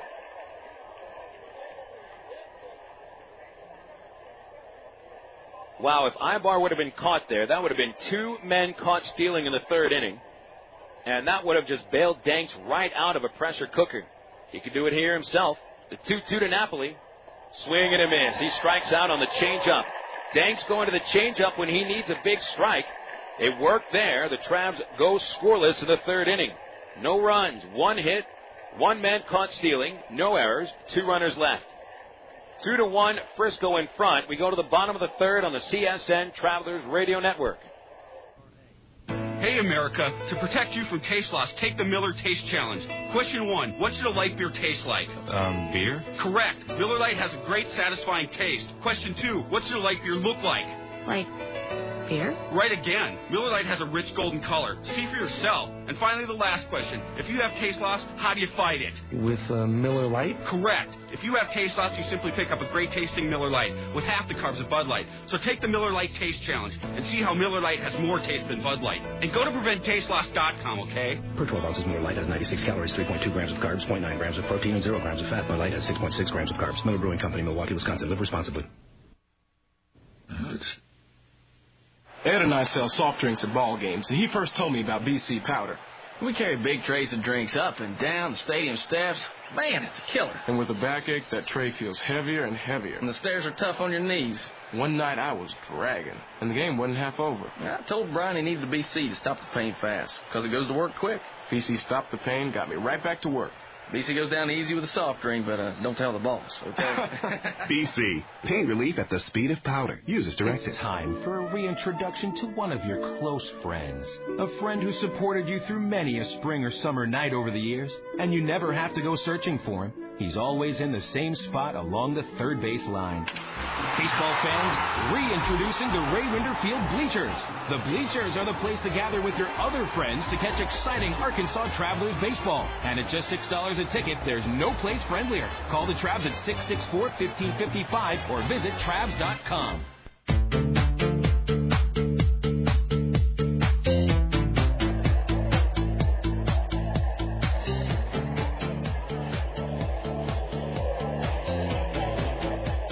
Frisco leading the Arkansas Travelers 2-1 as we go to the bottom of the third here at Frisco's Dr. Pepper 7-Up ballpark. Travs just left two runners in scoring position. And now it'll be Drew Meyer leading off the third for the RoughRiders against Joe Saunders. First pitch from Joe high and inside, ball one. Meyer struck out in the first. He'll be followed by Hart and Taylor. Saunders tries the outside corner with a slider and misses, 2-0. Hart had the two-out single in the first. Taylor had the two-out, two-run homer. The 2-0 pitch hit hard and past Porter at first base. With a diving attempt towards second. It got underneath his glove. Good attempt, but a leadoff single for Drew Meyer. Base hit number 4 for Frisco. Get that leadoff man aboard for the second inning in a row.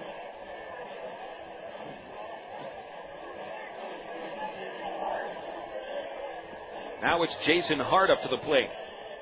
Hart had gone without a base hit in his first 9 at-bats over the series with 4 strikeouts. Then he drove a single underneath the legs of Saunders right up the middle and scored on Taylor's home run. Big right-hander opens up the stance. And Saunders comes set, throws the pitch. Fastball on the outside corner called strike one. RoughRiders leading this one 2-1 in the bottom of the third inning. All other Texas League games should be underway by now. Joe sets again, kicks and deals. Hart gets away from a fastball inside, 1-1. San Antonio and Tulsa, nothing, bottom of the second. Wichita putting up a run at the top of the second, leading at Corpus Christi, 1-0 in the second inning. Saunders throwing to first base, checking on Meyer. Deliberate throw, Meyer walks in. 2 solo homers for the Midland Rockhounds give the Hounds a 2-1 lead at Springfield in the top of the third. Casey Myers and Steve Stanley hit the homers. Now the 1-1 is thrown to Hart. Swing and a miss on Saunders' changeup. 2 pitchers showcasing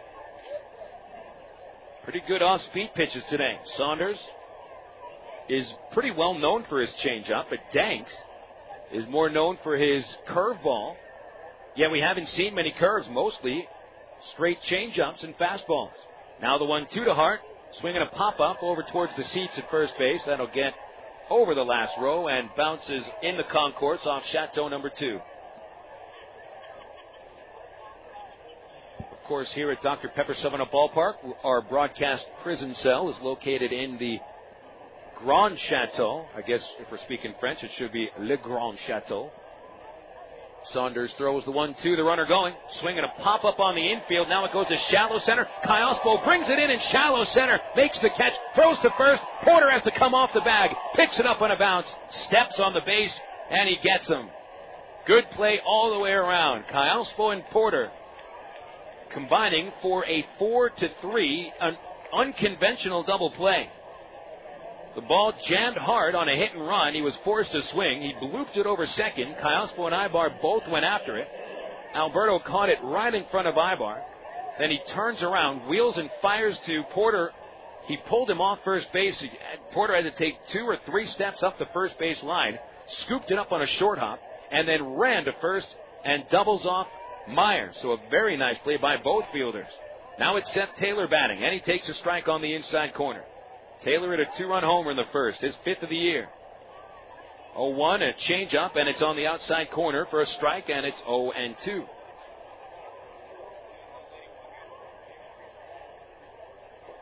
Put a star next to both Callaspo and to Porter for that play. The 0-2 from Saunders. Check swing, strike 3 on the slider, and Taylor strikes out. Saunders pitches around the leadoff single, getting a fabulous double play and a strikeout of Taylor. No runs, 1 hit, nobody left. 3 innings in the books. 2-1 Frisco. This is Arkansas Traveler Baseball on the Creative Sports Radio Network. You know, a while back when I was growing up, that was a long time ago, the Travelers used to do free tickets for kids with the Notto game. Well, the tradition continues at Ray Winder Field thanks to the West Little Rock Optimist Club. Listen to this deal. Every Traveler home game, youth groups can get free box seats. You heard right. Free box seats by calling the Travelers at 664-1555. Just ask for the Optimist Dugout, and each kid in your youth group or baseball team gets a free box seat while the adults pay just $6. You won't find a better deal anywhere in town. The Travs and the West Little Rock Optimist Club are committed to passing our love for baseball to your kids. In order to take advantage of this, you got to call 664-1555 and ask about the Optimist Dugout. Free box seats for youth groups every game, only at Ray Winder Field. Imagine the following. You and the family are sitting at Ray Winder Field, top of the 6th inning. Tulsa has 2 on, nobody out. A line drive to the shortstop, diving catch, tags the runner, throws to second. Hey, it's an amazing triple play. You just won $100,000. That's right. If the Travelers turn a triple play in the 6th inning of a home game this year, one fan wins $100,000. Travs triple play contest all season long. 18 and older with a valid driver's license must be present to win.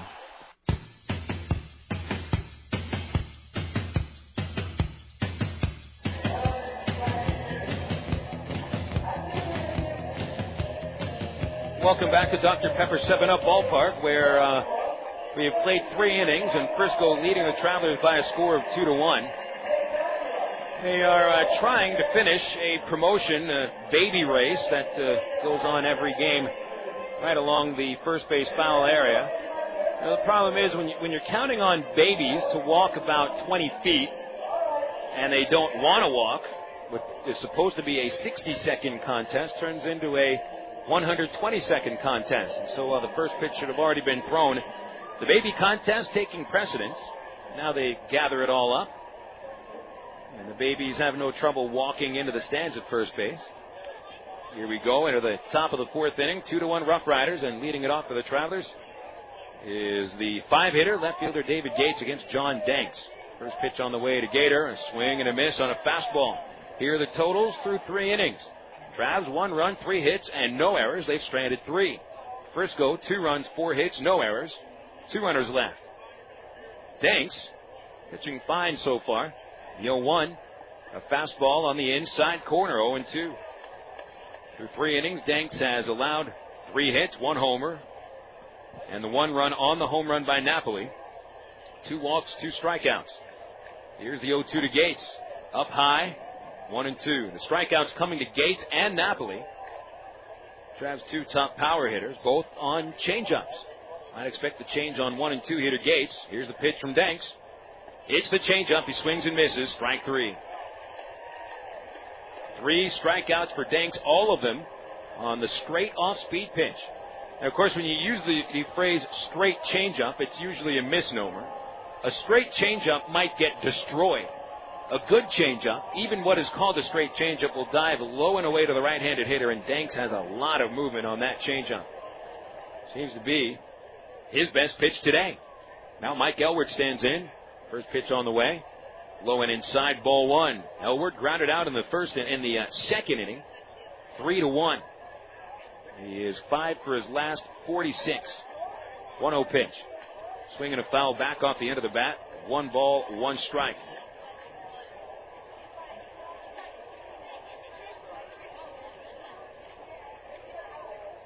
Infield is deep for Elward. This infield surface of the soda bottle is awfully slick. Now the 1-1 is thrown. Swing and a pop-up out of play behind the plate. That is going to hit off Chateau number 3. Right over to our right. 1-2 to Elward. All the rain that's come through the Dallas area recently, the field's been chewed up a little bit, especially during batting practice. There's all kinds of holes and divots around the batter circle. Pitch to Elward, fouled straight back over the press box. That'll get to the area behind the box, and that's going to be a pretty high pop-up to get over this press box. We're at least 150 feet, maybe higher, up above home. We're in a tower. Here's the 1-2 pitch.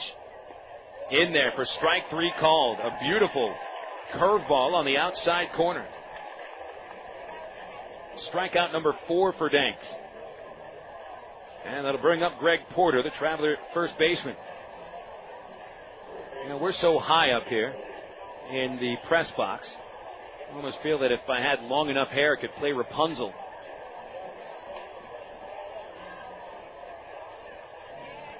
Porter had a single with 2 outs in the second. Here's a lefty versus lefty spot. And he's almost hit by the first pitch. Had to turn away from the breaking ball, thrown at his right elbow.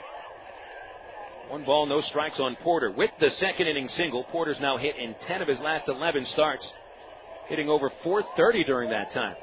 1-0 pitch, fastball painted on the outside corner, strike 1 called. John Danks looking very strong in his Double-A debut. And yet he is only 20 years old. The 1-1 pitch, swing and a miss on the curveball. 1-2. Danks was selected 9th overall, 2003. He turned 20 on tax day this year. Now the 1-2 pitch, fouled straight back. He went with a breaking ball, left it a little high in the zone. Porter took a very big cut, just got a piece. So Danks going to the curveball a little more often here in this inning. Having a little trouble with his jersey, fell out of his pants. Tucks it back in. Now Danks looking to strike out the side. He's already whiffed 3 in a row, ending the third with a whiff of Napoli. Now the 1-2 to Porter. Low and inside and a fastball in the dirt. 2 balls, 2 strikes. Frisco leading 2-1. Top of the 4th inning. Trav swept the doubleheader yesterday. So Arkansas has won 2 of the 3 games of this series. It is 2-2 on Porter with the bases empty and 2 outs. Danks gets the sign. He winds and deals. Low and outside with a fastball. She is full now with Leahy on deck.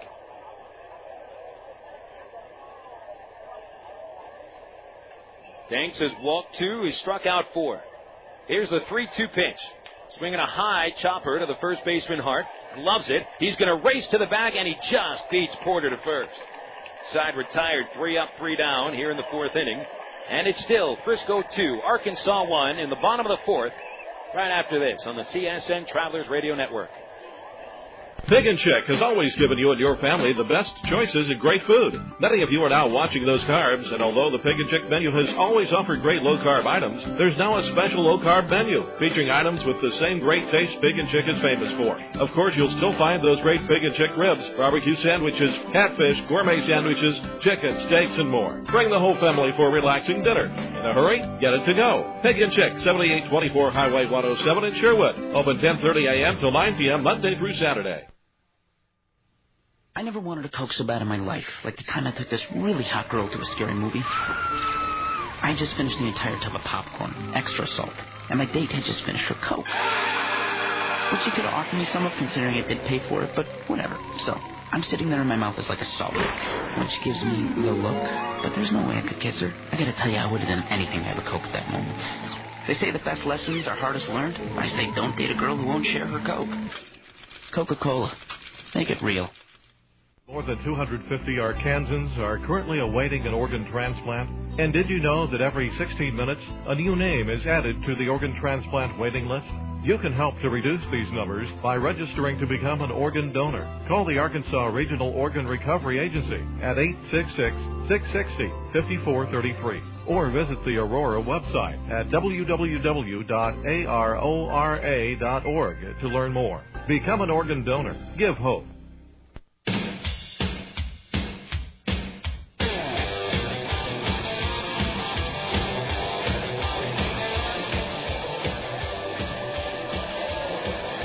A 2-1 score with Frisco leading in the bottom of the fourth inning. All runs today so far on Homer.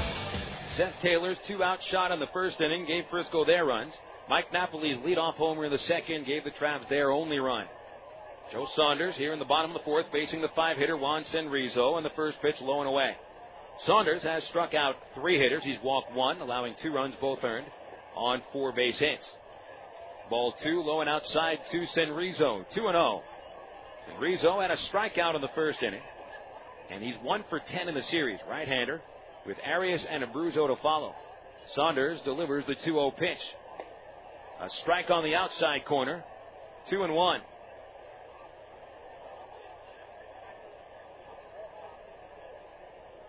There's the 2-1 pitch for Saunders.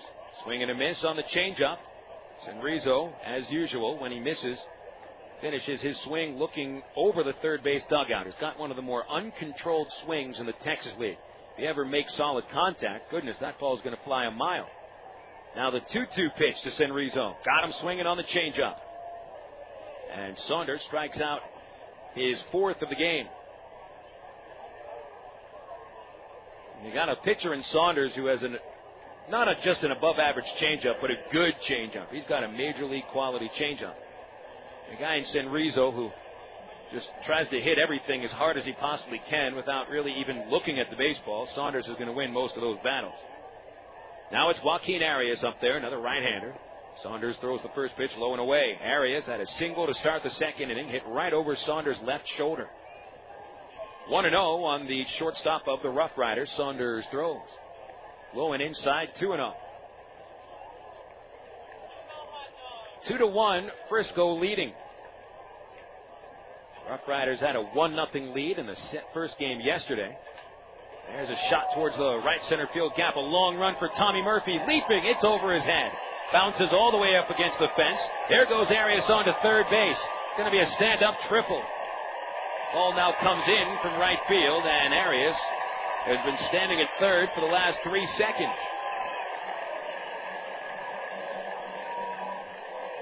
A 2-0 pitch to him, a fastball, and Arias hit it high towards the right field gap. Murphy went out there as quickly as he could. Maybe was a little bit in front of the ball, but it was hit over his head anyway. Arias is 2 for 2. He's got 6 hits over the series and 9 at-bats.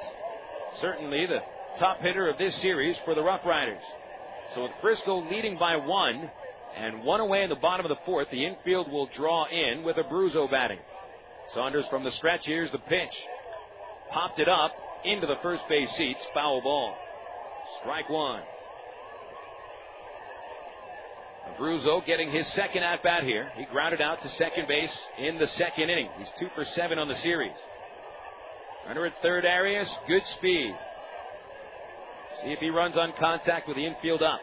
Saunders brings it to the belt. Now to the plate. A fly ball to right center field. Charging in is Murphy. He makes a sliding catch. Arias will tag, and he is going to beat the throw. Sac fly makes it 3-1 RoughRiders. Murphy got a little bit of a late break on the ball, and he had to slide to make the catch. And I think the late break might have cost him a chance to get Arias at home plate, though it would have taken a perfect throw. Murphy certainly has the arm strength to throw out a speedy runner at the plate on a medium depth fly ball. And that ball wasn't hit all that deep, maybe about 30 or 40 feet into the outfield. So a sac fly for Abruzzo. It's his 8th run batted in on the year. 3-1 Frisco in the bottom of the fourth. The base is now empty with 2 outs. Time is called. They're going to throw to third to appeal on whether Arias left at the right moment. Plate umpire makes the call. Macias puts his palms down. He says he left at the right time. So the run will stand. Smith, the batter, had a line out to center in the second inning. And he's 0 for 4 with Frisco. Right-hander pulls the first pitch on the ground. Leahy makes a very nice play way off the bag. Throws high. Porter brings it in. All 6'4" of Greg Porter going on as high on his tippy toes as he possibly could. That'll end the fourth inning. Porter's made 2 very fine plays at first base in this game. But Frisco scores 1 run in the fourth inning on 1 hit. Nobody left on base. 4 innings complete. Frisco leading 3-1. This is the CSN Travelers Radio Network. Quitting smoking. Following, you and the family are sitting at Ray Winder Field, top of the 6th inning. Tulsa has 2 on, nobody out. The line drives to the shortstop, diving catch, tags the runner, throws to second. Hey, it's an amazing play. You just won $100,000. That's right. It's the Travelers turn to triple play in the 6th inning of a home game this year. One fan wins $100,000 grand. Travs triple play contest all season long. 18 and older with a valid driver's license must be present to win. Sports fans across Arkansas remember Jim Elder as a walking baseball encyclopedia and a legendary sports figure who was named the state's top sportscaster 11 times. But Jim was about much more than sports. He loved people, and especially he loved kids. Jim passed away in 1998, but his memory lives on through the Jim Elder Good Sport Fund. Working closely with programs such as the First Tee Park and the Lamar Porterfield RBI program, the Jim Elder Good Sport Fund helps kids learn leadership, sportsmanship, and a strong work ethic through sports. To learn more about the Jim Elder Good Sport Fund, go to www.jimelder.org.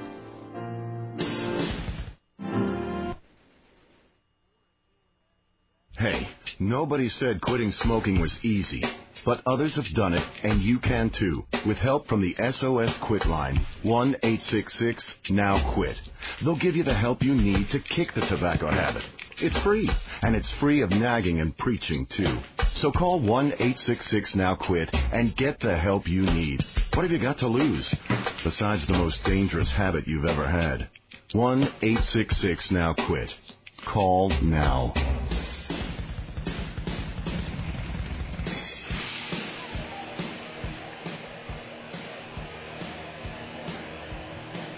Top of the 5th inning, and the RoughRiders back ahead by 2 runs, 3-1 the score. Ryan Leahy leads it off in the 5th against John Danks, and he takes a ball high and inside from the left-handed pitcher. Leahy is 0 for 1, flat out to center in the 2nd. Danks delivers, and Leahy, it's a high chopper to third, a leap in the air by the third baseman Taylor, and he'll throw Leahy out right across the diamond. 5 in a row retired by Danks. Travs have recorded just 3 base hits off of him. Let's take a look at some of the scores from around the major leagues. We've got all games in progress. Couple out west haven't yet started. Top 8 at Washington. The Nationals lead the Braves 4-2. Nationals really creeping into that East Division race at a game and a half in back of Florida and Atlanta. Speaking of Florida, the Pirates are whooping up on the Marlins in the bottom of the 7th. Pittsburgh 9, Florida 1 as the Buccos go for the sweep. Jack Wilson is 3 for 3. Rob McCoyak has hit his 5th home run. Batter now Morris, 0 for 1. Corners draw in as Danks throws a fastball right down the middle for a called strike. Giants leading the Phillies 5-3. Bottom of the 6th in Philadelphia. 0-1 to Morris. Under the knees, a ball, 1-1. Mets over the Diamondbacks 2-0. Bottom of the 8th inning. Cincinnati trails Houston 2-1 in the 4th. A homer by Lance Berkman. Morris hits a ground ball past the diving first baseman Hart. Second baseman Meyer is there to field it, but nobody covers at first base. Morris will get himself an infield single. It'll be his 10th infield single on the season. Base hit number 4 for the Travelers. That'll bring the tying run to the plate at the top of the order. It is Erick Aybar. Hart playing way off the base and in a little bit. Had a chance to field that ball, but he dove over it. And once the ball got past him, there was no chance to retire Morris at first. Even if Danks covered, he wouldn't have got him. So Morris is on base, and now Aybar stands in. Let's see if Morris attempts to steal. 6 for 12 base stealing attempts. Danks steps off, fires to first.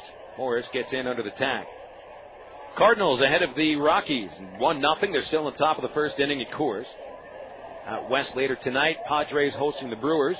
A couple of teams that have made charges in the month of May. Here's the stretch, and there goes Morris. The pitch is low. Here's the throw to second. It is not in time. Morris steals second base. They called that pitch a strike at the knees to Aybar, so it's 0-1. And the steal for Chris, his 7th of the year.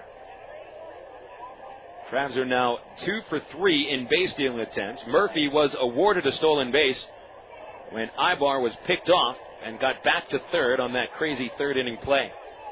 Now it's 0-1 on Aybar. He's 1 for 2. Here's the pitch. Swing and a miss on the changeup. Danks is really displaying a gorgeous off-speed pitch today. Also out west today, it'll be the Cubs and the Dodgers. Derek Lowe for the Dodgers against John Karanka, making his Cub debut. 3-1 RoughRiders here in the top of the 5th inning. Morris at second with 1 away. Danks looking for the strikeout of Aybar. Morris running for third. Hit and run, fouled back. So Tom Gamboa remaining aggressive as always. Seeing his team having a little trouble hitting Danks solidly, especially on the changeup he's throwing.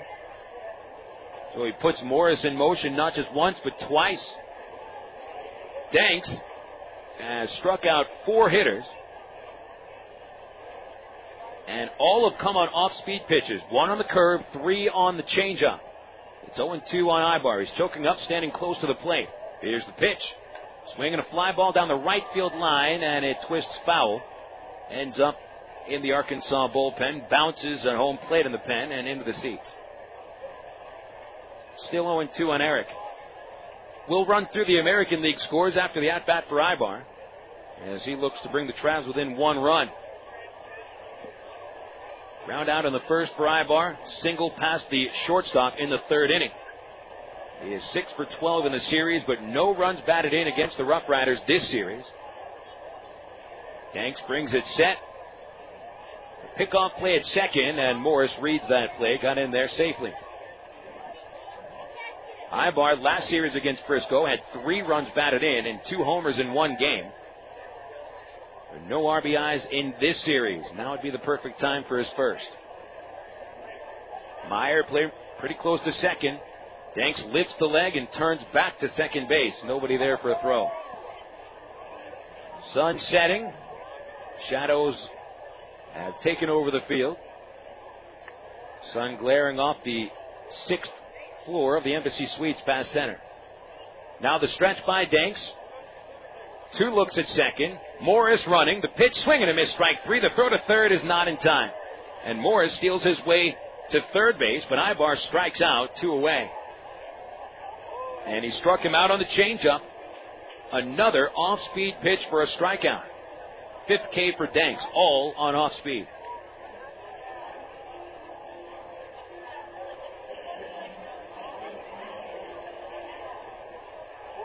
Now here comes Alberto Callaspo, one of the best clutch hitters on the ball club. Flied out in the first, walked in the third, and was caught stealing at second base. Danks from the stretch, he deals. Callaspo takes a changeup on the outside corner. I think Danks is throwing more changeups than fastballs today.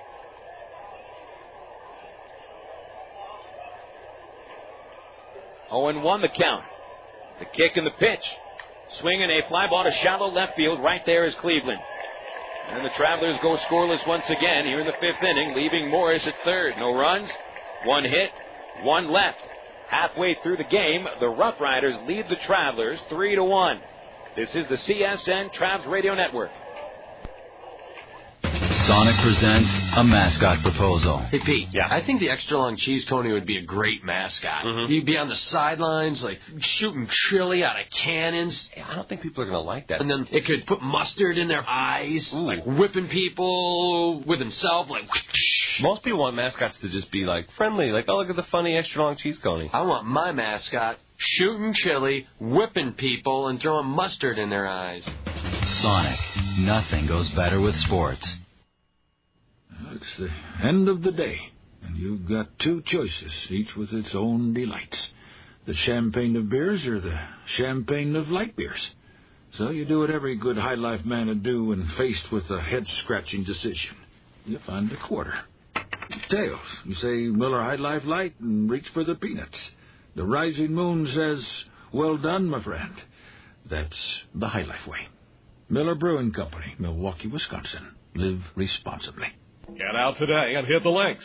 Stone Links. Stone Links Golf Course is rated as one of the best public courses in the state. Sporting beautiful bent grass greens, plus lush fairways and tees. Stone Links has matured over the past 3 years into a true test of golf. Stone Links features reasonable green speeds and 18 link-style holes located 1 mile off I-440 on Faulkner Lake Road. Call 945-0945 for Stone Links or visit online at stonelinks.net.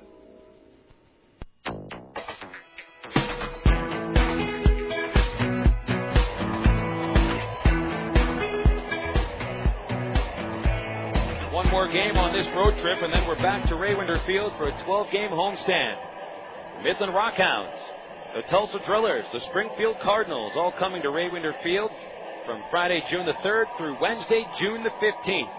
Floppy Hat Night, Friday, June the 10th. The first 1,000 paid adults receive a free Traps Floppy Hat, courtesy of the Church at Rock Creek and KTHV. Soccer balls to the first 1,000 paid kids, Saturday, June 11th, courtesy of Riceland and Fox 16.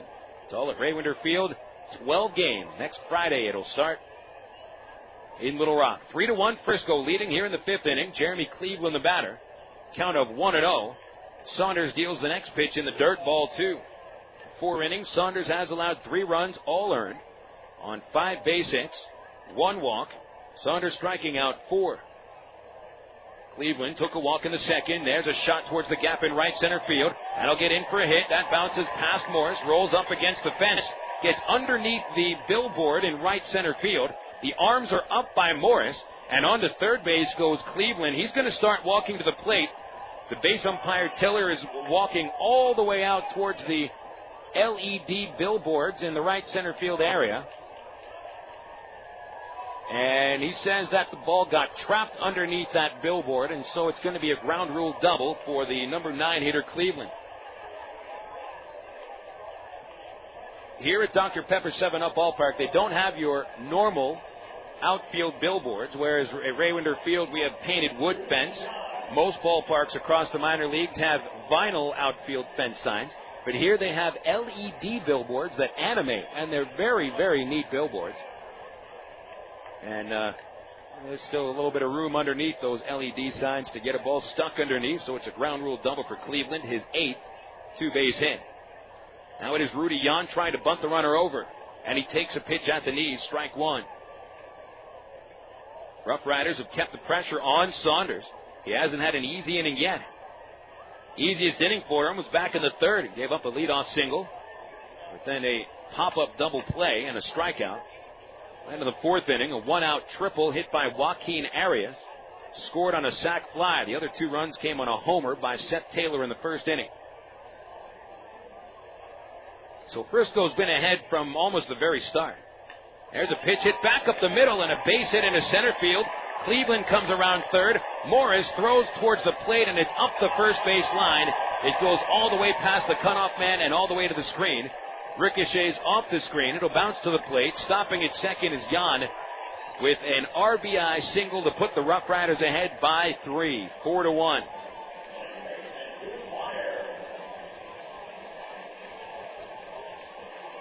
So Jan squared around on the first pitch, fooled the infield into playing for a bunt, and then sends a pitch right past second base. It'll be his 19th RBI of the season, and Frisco has scored 4 runs through the 5th inning and nobody out in the 5th. Drew Meyer the batter, and Jan now at second base. Pitch on the way. He squares, takes low, ball 1. Meyer struck out in the 1st, singled in the 3rd. He's 1 for 2. A left-handed hitter. Jan takes a 5-step lead from second. Saunders delivers the 1-0. And it is offered and missed by Meyer. He bunted right through it, 1-1. Now we promised the scores out of the American League. We'll run through those this inning.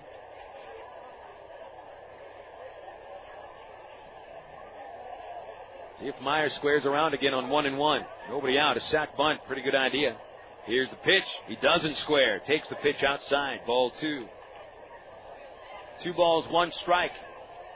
Mark O'Sullivan is standing up in the bullpen and starting to get his arm loose. So Saunders having trouble here in the 5th inning. 2 consecutive hits. 2-1 pitch. Fly ball left center field. A few steps back. Morris to the gap. He makes the catch. Jan tagging up for third, and he's going to get in there. So there'll be a runner at third base and 1 away. Ball was hit deep enough to get Jan to third base. Morris doesn't have the strongest throwing arm. And so the pressure stays on Saunders. Jason Hart will look to get some air under the ball. A sac fly would bring Jan home and make it 5-1. The infield has to play in. And Saunders, not a ground ball pitcher. A lot of fly balls against him. Here's the stretch and the pitch to Hart. Popped it out of play for a strike behind the plate. Hart had a single and a run scored in the 1st inning. He popped out in the 3rd on that hit and run play, which turned into a double play. Over the series, Hart is 1 for 11. Runner at 3rd, Jan can fly. Saunders is ahead on Hart 0-1. Here's the pitch. Inside, ball 1. Napoli fakes a throw to third base. Jan dives in. 1 ball, 1 strike from Saunders to Hart. 4-1 RoughRiders after the Travs made it 2-1. Frisco scores runs in the 4th and the 5th. The 1-1 pitch. Swing and a miss on a high fastball, and a count of 1-2 now on Hart. Boy, Hart looking for a high pitch to hit in the air, and he attacked a pitch that wasn't close to the strike zone. Saunders looks a little frustrated, grabs some dirt, fires it back onto the mound. Now he brings it set. Here's the 1-2 to Hart. Swing and a miss, and he strikes him out. Big out for Saunders. Strikeout number 5, 2 away in the 5th. We've got our first final score. It's out of Detroit, and the Texas Rangers winning streak is snapped at 9. Tigers win it 6-4 on a 5-run 7th inning. Dimitri Young hit his 9th home run. Jeremy Bonderman got the win. He's 6-3. Eugen Urbina saved his 9th. Now it is Seth Taylor batting. Saunders' pitch sails outside, ball 1. Taylor had a 2-run homer in the 1st inning, his 5th of the year. A strikeout in the 3rd, 1 for 2 today. And Taylor over the series is 5 for 12, 3 runs batted in. 4 RBIs. The 0-1. Swing and a miss on the changeup. And it's 0-2. The Angels are leading at the White Sox, 8-6. Dallas McPherson has hit his 5th home run. He is 2 for 4. It was a 2-run shot, and I've been told it went about 430 feet to dead center. Saunders 0-2, missed low, pretty close. 1 ball, 2 strikes. So Dallas has now raised his average up to 250. Remember, he was under 200 for most of the first month of his season. Now he's at 5 home runs, 4 of them over the past week. The 2-1 pitch is outside to Taylor, 2-2. So the Angels can get back into a half-game lead, a tie with the Rangers if they defeat the White Sox today. 3-1. Now the pitch. A strike on the inside corner. It's going full now. Now the scoreboard had changed up there. They had called that first pitch a strike. And apparently the count now full. They'd messed up on it. I did too. 3 balls, 2 strikes from Saunders to Taylor. The pitch. Got him swinging on the changeup. Nice job. Saunders had a runner at third base and 1 out. Doesn't allow him to score, but 1 run does score. Cleveland doubles and scores on the single by Jan. 1 run, 2 hits, 1 left. 5 innings complete, 4-1. The RoughRiders in front of the Arkansas Travelers. We'll be back for the 6th inning after these words on CSN from Settle Office Products.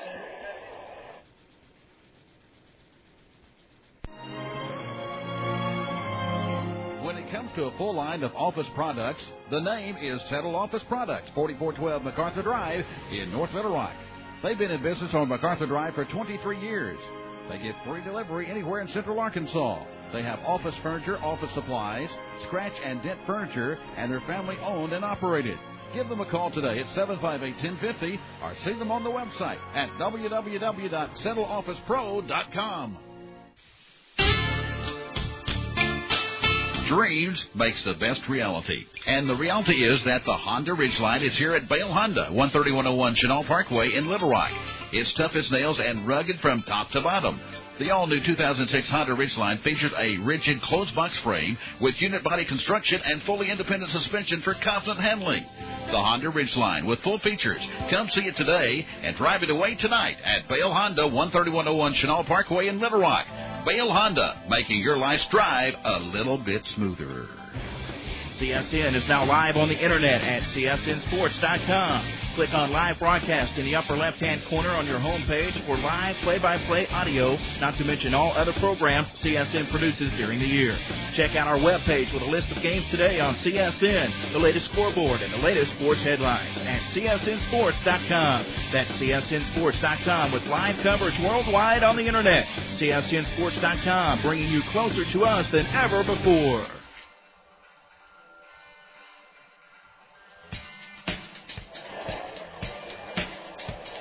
Our score through 5 innings, the Frisco RoughRiders 4 and the Arkansas Travelers 1. Travs have been held to only 4 base hits by 20-year-old left-hander John Danks in his Double-A debut, and he's out pitching the Travs lefty Joe Saunders. 5 strikeouts for Danks, 2 walks. And here in the 6th inning, it'll be Tommy Murphy, Mike Napoli, and David Gates against Danks. Murphy grounded out to the first, walked in the 3rd. Danks starts with a fastball, and Murphy's all over it. A drive to center field. Jan comes in, and he overruns the ball. It's over his head into center. Murphy will pull up at second base. Stopping at second, he is safe there. They'll call it a double, but that ball was aided by Rudy Jan overrunning it. Jan started in, and the ball took off and went right over his head. So Murphy awarded a double. It's his 10th two-base hit of the year. And the Travs finally break through with their second extra base hit. It's their first extra base hit since Mike Napoli's homer in the 2nd inning. And speaking of Napoli, here he is. Home run of the 2nd, his 8th of the year. A strikeout in the 3rd inning, leaving runners in scoring position.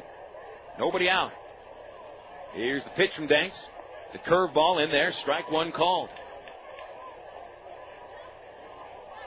Danks was 3-3 at Bakersfield, California, with a .250 earned run average.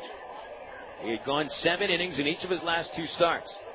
And he's pitching here in the 6th inning today. No one warming up yet. Now the 0-1. Fastball, strike called, outside corner. Napoli doesn't like the call. Macias, the base umpire, has been pretty consistent with a rather large strike zone, especially on the outside corner. But both pitchers have been getting that corner. Here's the 0-2. Fouled straight back as Napoli attacked a changeup. Napoli, who can be passive at the plate at times, leading the Texas League by accepting 35 walks. But sometimes that makes him fall deep in the hole at 0-2 as he is right now. Danks has whipped 5, all on off-speed pitches. Here's the stretch and the pitch. Swing and a miss on another changeup, and Napoli strikes out for the 2nd time in a row.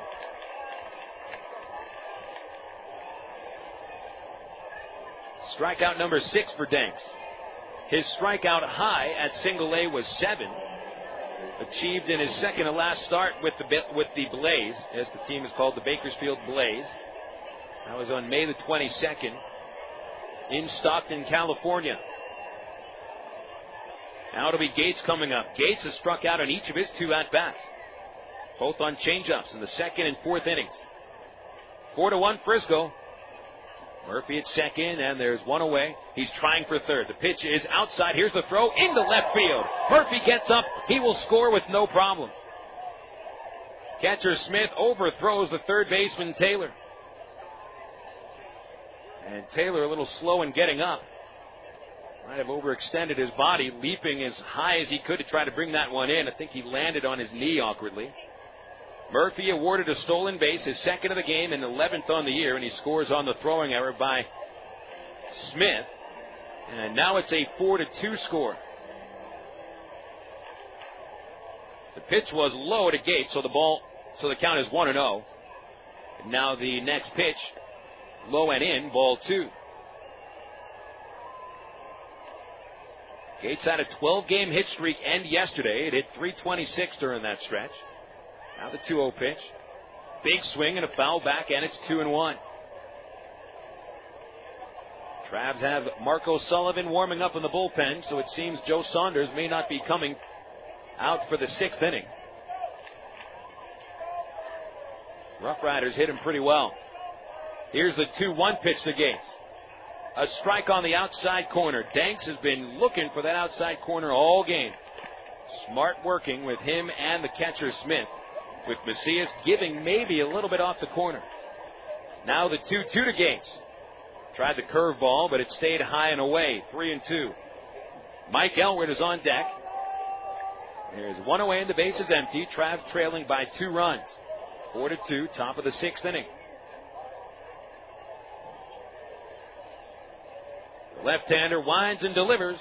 Low, and Gates draws a walk. The third offered by Danks. So the tying run will come to the plate. And it'll be Elwood, who grounded out in the 2nd inning. He was called out on strikes in the 4th. Finishing the American League scores, we got Baltimore over Boston 7-3 in the 8th. The Yankees trailing the Royals 3-0 in the 6th. Cleveland and Minnesota in the top of the 5th, 4-2 Twins. Oakland hosting Tampa Bay, Seattle hosting Toronto out west later tonight. First pitch to Elwood, low and inside, ball 1. The out-of-town scores brought to you, as always, by Southwest Airlines. Whether you're traveling for business or pleasure, Southwest can get you there with over 2,700 daily nonstop flights. Southwest Airlines is a symbol of freedom. Danks wants a little bit of rosin. Picks up the bag, drops it at the back of the mound. Elwood doesn't leave the side of the plate. Count of 1-0. Gates a short lead at first. 1 away. Here's the pitch. Under the knees again, ball 2. Danks lost a little bit of command of the strike zone in the 3rd inning. He missed with 12 consecutive pitches. Travs, however, aided him by having a man caught stealing. And now Danks maybe losing a little bit of his touch here in the 6th. The RoughRiders now have their first reliever warming up in the bullpen. It is right-hander Stephen Rowe. Actually, it is not Rowe. It is Jesse Chavez, who is also right-handed. Danks goes back to the stretch on a 2-ball count to Elwood. Now the pitch. Inside. Very far inside. 3-0.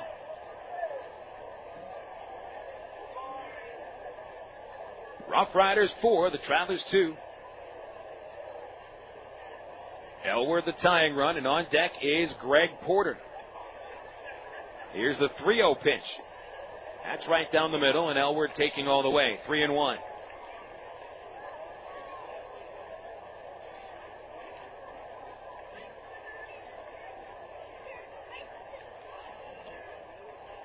Danks gets a good long look.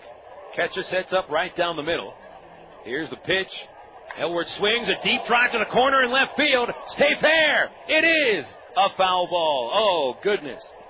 Elwood hit that line shot out of the ballpark completely, but it hooked just outside the foul pole in left field.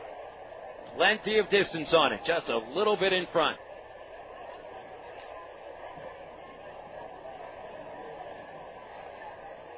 From 3-1 to 3-2 on a foul ball home run.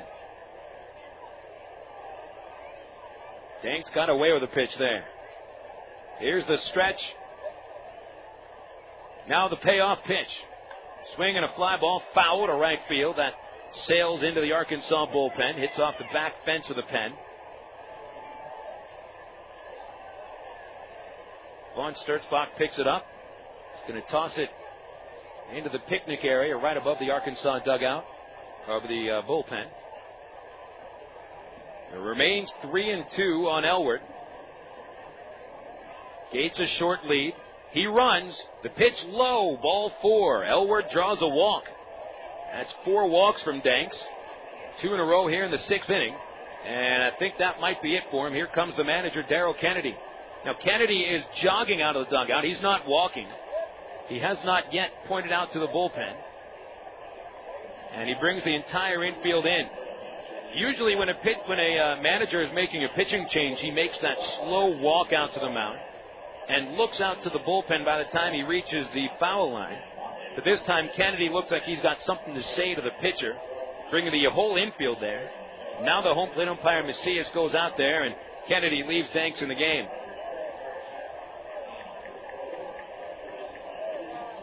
So Danks is left on to face Greg Porter. If Kennedy is keeping Danks on to face Porter because of a lefty versus lefty, he might be going against the statistics. If you're a believer in lefty versus lefty, Porter is certainly the exception. He is .431 against left-handers. And that it doesn't include his single in the 2nd inning off Danks. Porter grounded out in the 4th inning, so he's 1 for 2 against the lefty. Men at 1st and 2nd, 1 away. Porter represents the go-ahead run. Here's the pitch. In the dirt and a block by Smith. 1 ball, no strikes.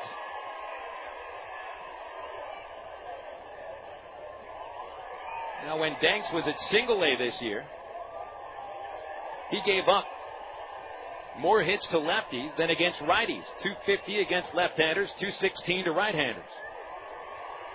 Count of 1-0 on Porter. Stands tall in the box. Here's the pitch. Again in the dirt, and Smith blocks it. 2 balls, no strikes.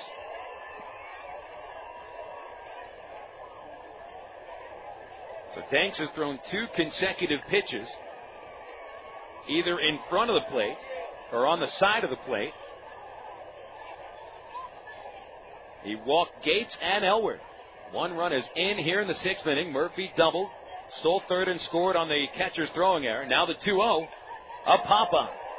Porter got a good pitch to swing at, just a little bit in front. Third base side, infield fly rule called. Underneath the shortstop, Arias makes the catch.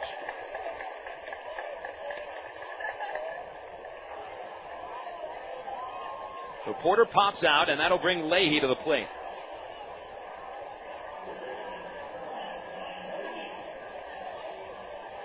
And that's going to be it for Danks. Kennedy comes out of the dugout, and he's going to have to go to the bullpen now. He's got Jesse Chavez ready to go. John Danks in his Double-A debut pitches 5 2/3 innings, giving up 5 base hits. He walks 4. He strikes out 6. And he will leave to a bit of a standing ovation. A lot of these fans know who he is, and I think a lot of them also came up from Round Rock. Danks' hometown to see him pitch. So on comes Chavez. We'll take 60 seconds for a break and come back with more in the top of the 6th inning. 4-2 Frisco. This is the Creative Sports Radio Network.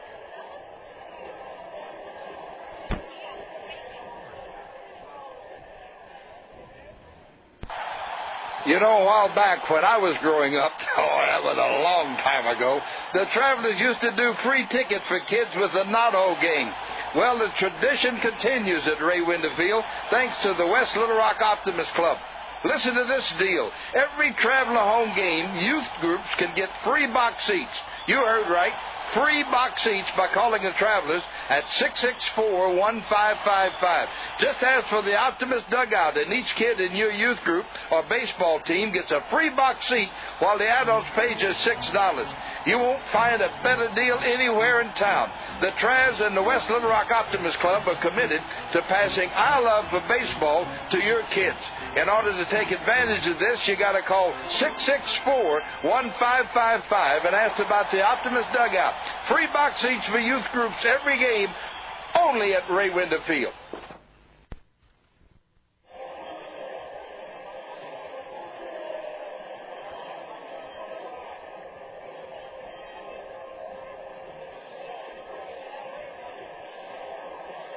John Danks removed from the ball game, going 5 2/3 innings.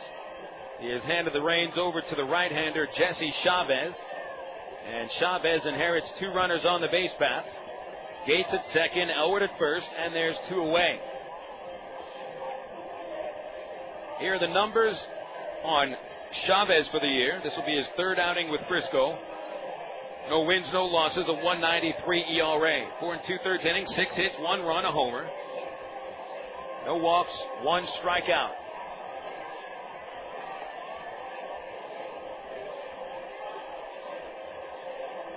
Chavez stands 6'2", 153 pounds. Hails from Riverside, California. He is 21 years old.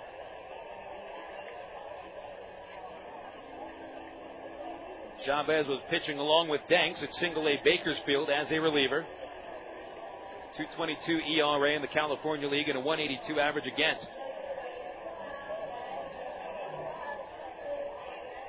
Stepping into the batter's box for the Travelers, number 8 hitter Ryan Leahy. Hitless in the series, 0 for 11. Tying run at first base. Here's a pitch from Chavez. And a strike on the outside corner. Outside corner again has been extended today by the plate umpire Macias. Both pitchers getting the calls on that corner today, so he is playing it very fair. The strike zone rather large today.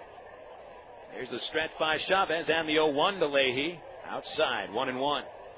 You really see these pitchers, both sides, just trying for that outside corner against every hitter. Haven't come inside all that much.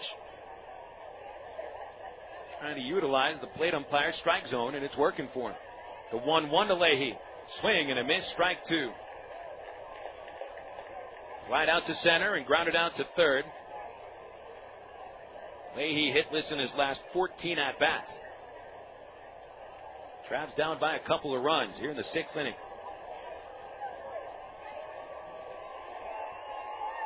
Chavez brings it set. Chest high, the kick, the pitch. Struck him out swinging on the slider. Leahy goes down swinging. The Travs manage 1 run here in the 6th inning. 1 hit, 1 error. 2 runners left. Last of the 6th inning coming up at the Giant Soda Bottle in Frisco. RoughRiders 4, Travelers 2. This is the CSN Travelers Radio Network. An accident involving a large truck can cause a lot of damage. If you're injured, you need a law firm that knows what they're doing. And while facts differ and results vary, we've got a verdict as large as $12.5 million in a single tractor-trailer case. Put this experience on your side. Call us at Gary Eubanks & Associates. We'll win your case, or you don't owe us a dime.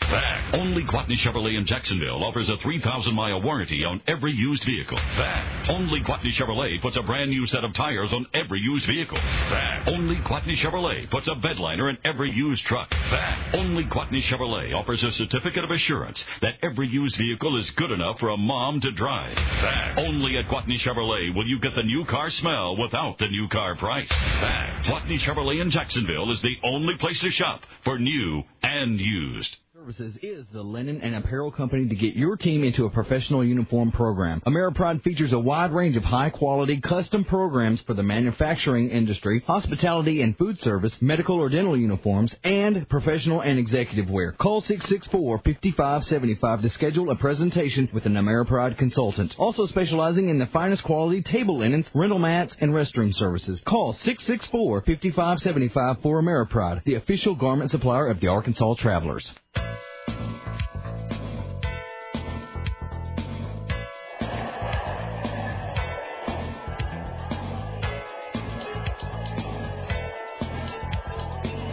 We're back to the bottom of the 6th inning, and it is still 4-2 Frisco.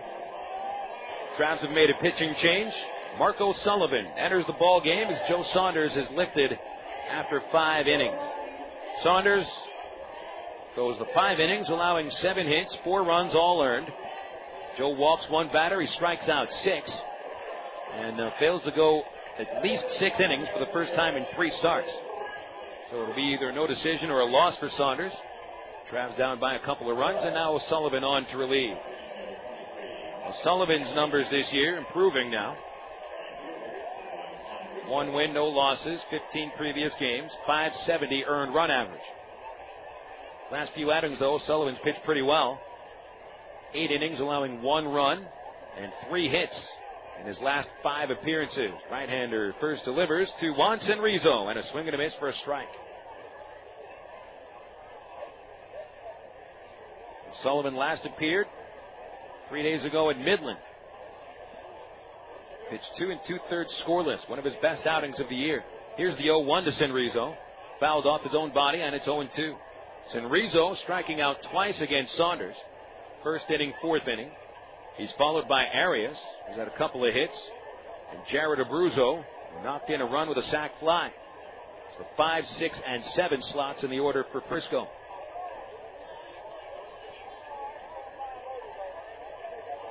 Well, Sullivan ahead of the count, 0-2. Leaning in for the sign. The right-hander brings it set now. Here's the 0-2 pitch. Chopper at the plate, foul, dribbles away towards the third base on deck circle. Still no balls and 2 strikes.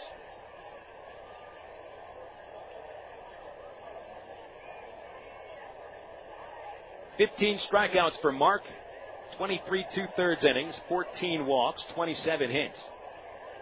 Still 0-2 on Senrizo. The pitch. Got him swinging on a curveball.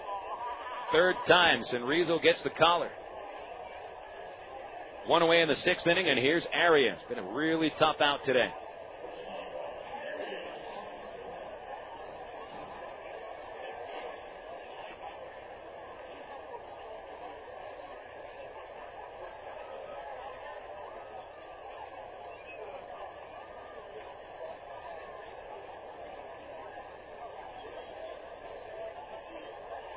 Arias came to the plate in the 2nd, singled.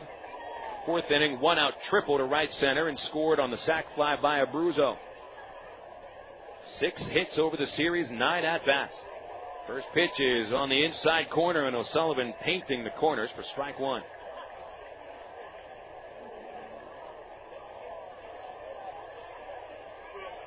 Oh, 1 the count. O'Sullivan ready. Here's the pitch. Swing and a miss.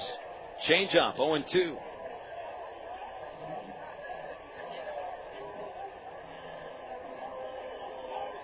Frisco scoring runs in the last 2 innings against Saunders. To stretch their lead to 3. Traps get a run in the 6th. There's a pitch swung on and missed. Gets behind Napoli all the way to the screen. Picks it up at the fence. Fires the first offline.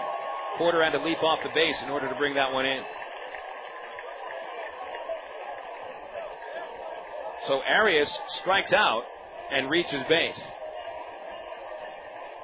Official scorer waiting to make a rule on that play. It'll probably be a strikeout wild pitch. It was in the dirt. They call it strikeout wild pitch. So the last 4 Frisco batters have struck out. The wild pitch allows Arias to reach. Napoli will head out to the mound. It looks like he and O'Sullivan got crossed up on their sides. So now Sullivan will face the 7-hitter Abruzzo, who now slides over to the left side of the plate. Abruzzo grounded out in the 2nd, the sac fly in the 4th. He's 0 for 1. First pitch from Mark is low and outside, ball 1. RoughRiders leading by 2, 4-2. Their 3rd run came on the Abruzzo sac fly in the 4th inning. Hit and run, bouncing ball, base hit over Porter down the first base line. Coming on to field it is Murphy. It's a single for Abruzzo. Arias goes first to 3rd.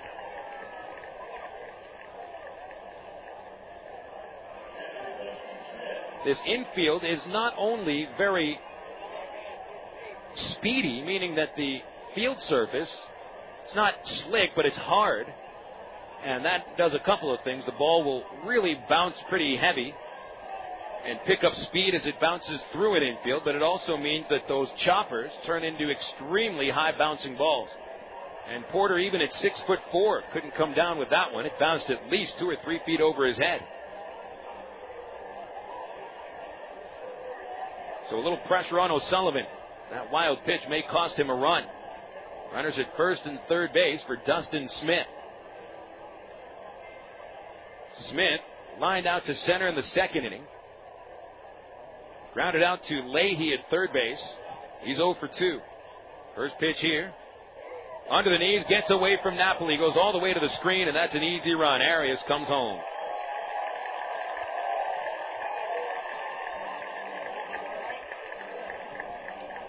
Not only does Arias score, Abruzzo goes to second on O'Sullivan's second wild pitch of the inning. That pitch was thrown right into the dirt at the plate. Tough to block pitches that hit the plate sometime because of course, the plate isn't made out of the same surface that the batter's box is made out of, so a little harder. It'll skip in any kind of direction. So the runner at second for Smith. Pitch is sent towards the gap in right center field. Charging Murphy, diving, couldn't catch it, past him. Rolls up to the warning track where it's bobbled by Chris Morris. Here comes Abruzzo to score from second, and Smith gets to second base. And it is going to be 6-2 Rough Riders. Great effort by Murphy, but could not come up with it. RBI double for Smith. And the Rough Riders in front by 4.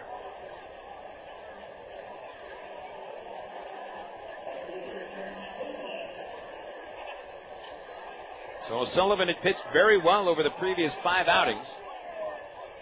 Having some real trouble here in the 6th inning, especially with his own control. 2 wild pitches. Smith at second for the 9-hitter Cleveland. And the first pitch is a strike at the knees, 0-1. Just a note about the crowd here in Frisco. They draw very well at Dr. Pepper 7-Up Ballpark. But if you've noticed, they've just scored 2 runs. There's barely a peep from this crowd. Here's the 0-1 pitch. It's low and away for a ball, 1-1. I don't think that many of the people here in Frisco are baseball fans. They might be Rough Rider fans, but not baseball fans. They cheer more for the goofy little MC that's on the field in between innings than they do for their own team scoring runs. Pitch outside to Cleveland makes it 2-1. That's why that at this ballpark, fans come late, they leave early. It's just something to do. 2-1 pitch. Swinging a hard grounder to short, right to Aybar. He's got it. He'll look the runner back to second, throw to first for the out. 2 gone. Smith still at second for Rudy Yan at the top of the order. Now, I know a lot of fans in minor league baseball are just there for something to do. But, and this is a compliment to our fans in Little Rock, the people that come out to our ball game, they're there to make noise. Even the hardcore fans that are there every night, they make noise when the Travelers score runs. Here in Frisco, I don't know any other way to say it, they're just not good baseball fans. They sit on their hands when you should be cheering. And then they cheer for the goofy stuff that goes on the field.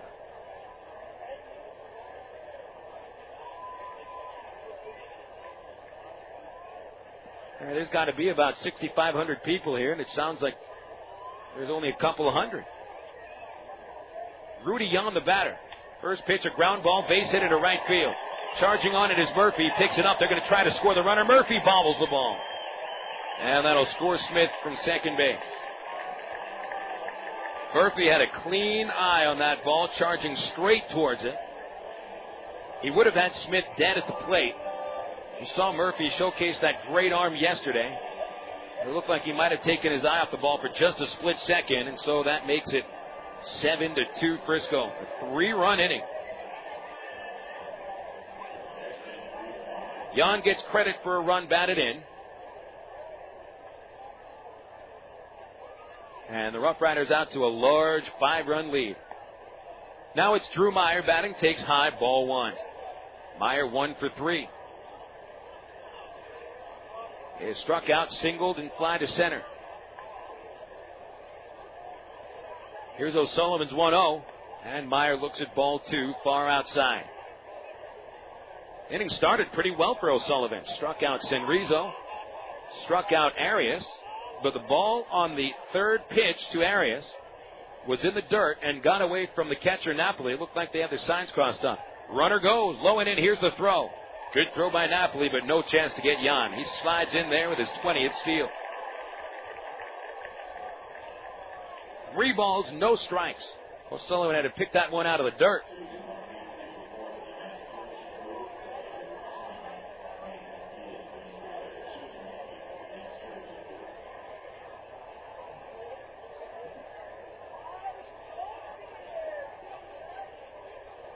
Now back to the stretch, O'Sullivan. Here's the 3-0 pitch to him. A strike on the inside corner. That's a charity strike. 3-1.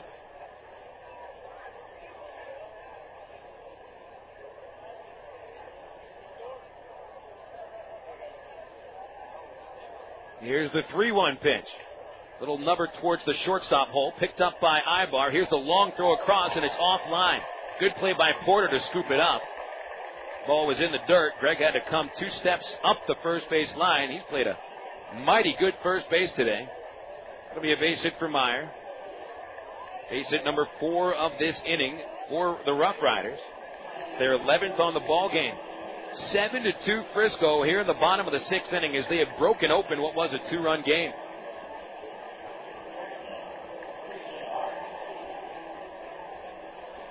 Now Jason Hart will stand in. Runners at the corners, 2 away. Hart is 1 for 3. Single, pop-up, strikeout. First pitch. Check swing, foul ball into the seats behind the plate. Strike 1.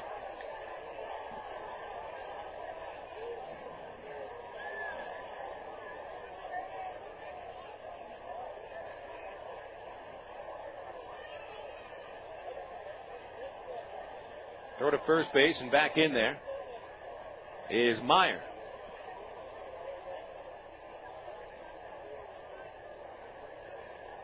Four of the last 5 hitters have collected base hits off of O'Sullivan. Here's his 0-1 to Hart, and a chopper to third. Leahy's got it. He'll throw to second base, and that'll force Meyer out. This inning is now over. Rather large inning for the RoughRiders, their biggest inning of this series. 3 runs on 4 base hits, no errors, 2 left. So through 6 innings, the RoughRiders are in front of the Travelers 7-2. This is the CSN Arkansas Traveler Baseball Network. Faucets leaking, termites feasting, fishing, tackle, paints and spackle, tubs, jacuzzis, tapes and movies, everything from A to Z. Tile and lumber, tons of plumbers, elevators, coffee makers, radiators, party favors. Take a look and you'll see. Let your fingers do the walking through Yellow Book, not the other book.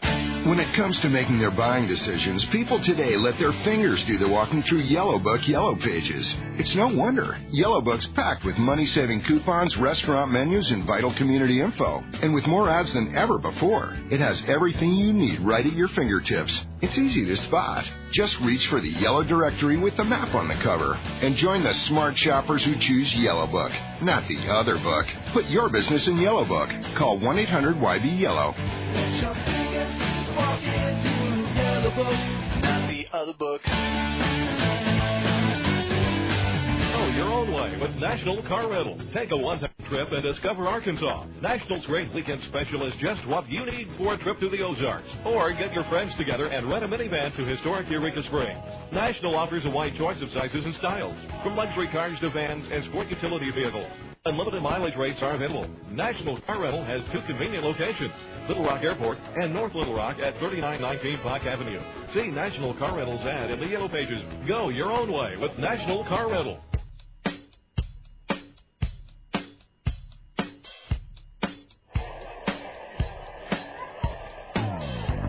6 innings in the books right now, all Frisco. Here are the totals. Arkansas Travelers, 2 runs, 5 hits, no errors. Travs have stranded 6 base runners. And Frisco scoring 7 runs on 11 hits, 1 error. The Riders have stranded 5. Jesse Chavez retired the final batter of the 6th inning. He comes on for the 7th. It'll be Chris Morris leading off, the number 9 hitter. He'll bat left-handed. And the first pitch to him, he'll swing and miss at strike 1. Morris followed by Aybar and Callaspo. The third baseman Taylor playing in on Morris. He had an infield single in the 5th. Line down to the 3rd, 1 for 2. Here's the pitch from Chavez. Fouled straight back, and it's 0-2.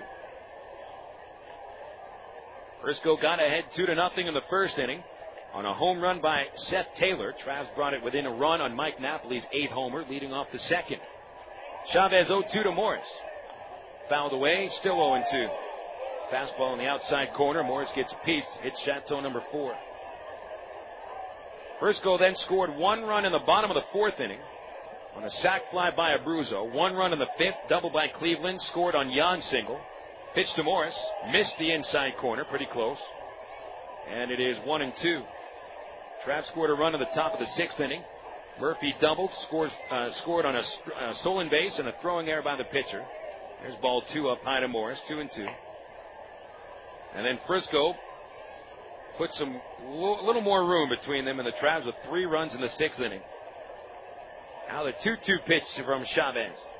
Looped over the shortstop down to shallow left field. Waiting for it is the left fielder Cleveland, and he makes the catch. Out number 1 of the 7th inning, and Aybar comes up. Let's have a look at the Texas League scores. Brought to you by Southwest Airlines. Tulsa has put up 2 runs in the 5th inning. And the Drillers lead San Antonio 2-0 in the top of the 6th. Drillers start today 5 games in front of the Travelers, and it looks like they may get 6 games up. Wichita, Corpus Christi, 2-2. Bottom of the 6th inning at Whataburger Field. Corey Aldridge has hit his 13th home run for the Wranglers. And that breaks a tie with Aldridge and Jason Hart for the league lead. Here's Aybar batting left-handed, 1 for 3. Fastball high and away, ball 1. Aybar is grounded out, singled, struck out. 6 for 13 on the series. Midland has a 4-1 lead at Springfield. They're in the 7th at Hammonds. The 1-0 upstairs, 2-0. Casey Myers and Steve Stanley have hit home runs for the Midland Rockhounds. That gives the Hounds a league-leading 58 home runs on the year. The 2-0 to Aybar. Swing and a foul over Chateau number 4. Chateau number 4, by the way, is in between Le Grand Chateau, which is us in the press box, and the dugout at third base. 2 balls and a strike to Aybar. Wind up, Chavez delivers. Fouled away again over Chateau number 4. 2-2. I'm going to come out here to Dr. Pepper 7-Up Ballpark and see what I'm talking about with these chateaus. They literally look like they belong in maybe a skiing village.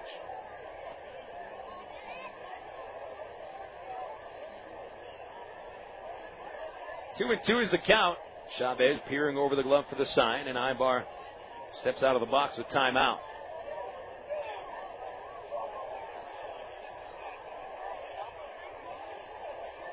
Here's the 2-2 pitch.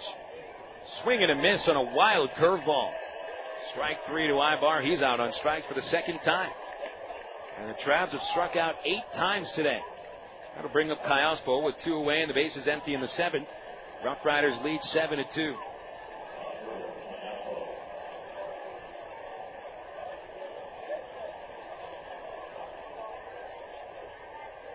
Callaspo is 0 for 2. He's flied out, walked, and flied out. First pitch. Ball 1 under the knees, outside, 1-0.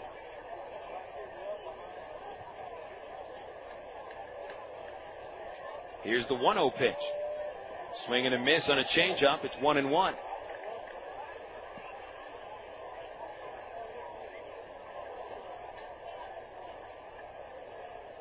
Alberto 4 for 13 in the series. Here's the 1-1.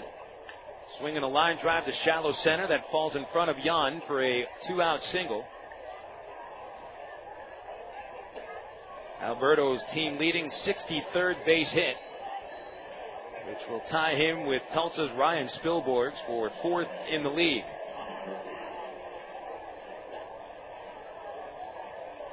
Now Tommy Murphy stands in.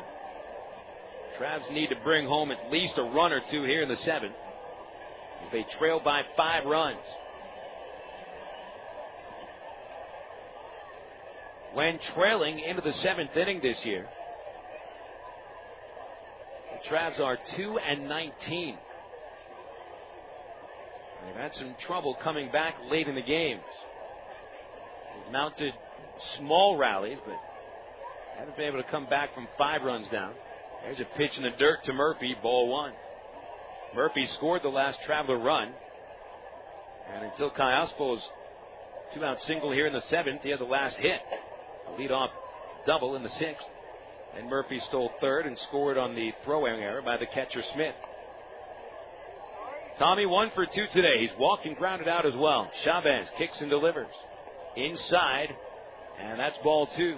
Almost hit Tommy.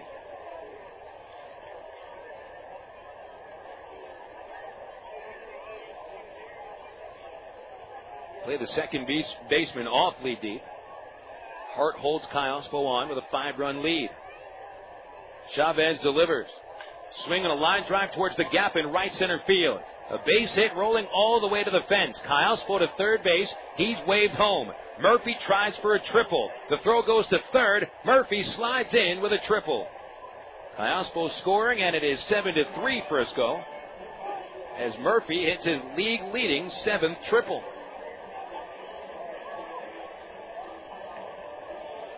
RBI 29 for Murphy, so in his last 2 at-bats, he's doubled and tripled. This is what we see from the Travs time and time again, the 3-base hit. Travs lead all of Class A baseball with 25 triples. And no other team in the Texas League has more than 13 triples. The Travs have had 12 more triples hit than any other team in the Texas League. Napoli the batter. Pitch upstairs, ball 1. Travs get that 1 run after the RoughRiders scored 3 in the bottom of the 6th inning. Napoli is 1 for 3. Led off the second with a home run. 2 strikeouts since then. Chavez deals a strike at the knees with a slider, and it's 1-1.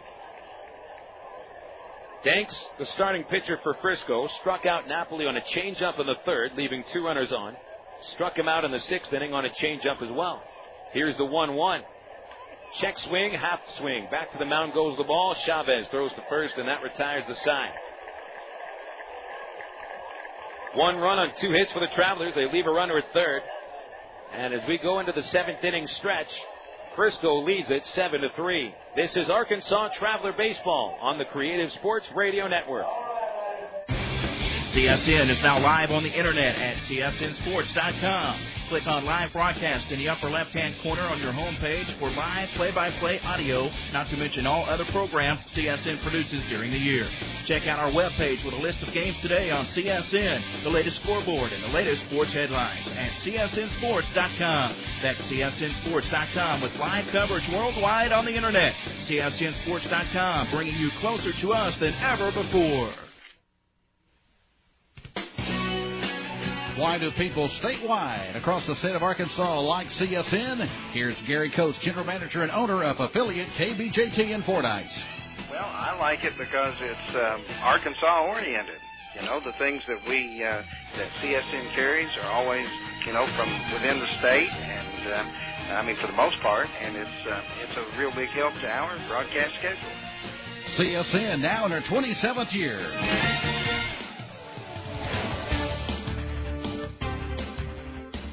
If you're a fan of sports in Arkansas, then this summer CSN is the place to be, as we'll bring you Arkansas Travelers Baseball, Arkansas Twisters Football, and Arkansas Archangels Basketball.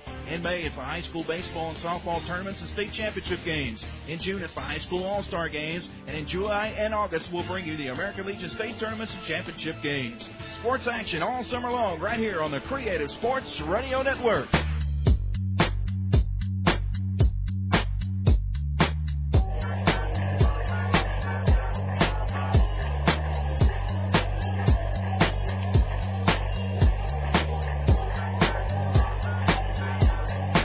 Here's the traditional 7th inning Venga Boys song.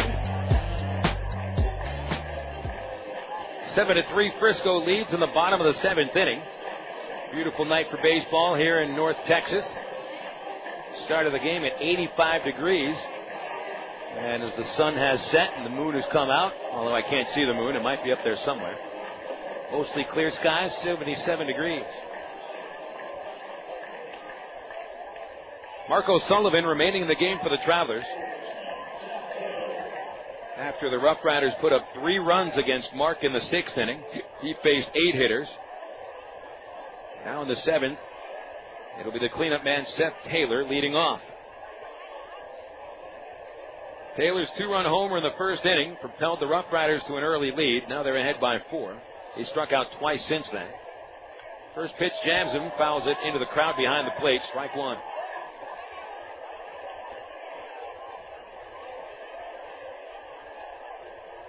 Juan Senrizo and Joaquin Arias will follow against O'Sullivan. O'Sullivan kicks and delivers. Fastball inside, 1-1. Action in the Arkansas bullpen. It is Jose Arredondo warming up. Here's Marks 1-1. Taylor takes it high and outside. 2 balls and a strike.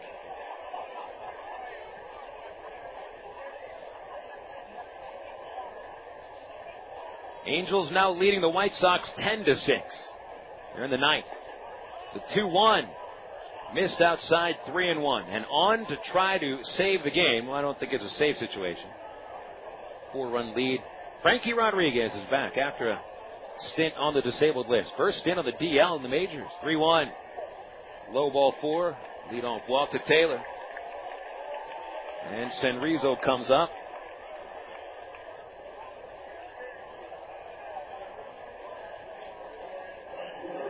Rodriguez had been injured quite often in his minor league career as a starting pitcher before the Angels turned him into a closer when he came to Little Rock for the start of the 2002 season.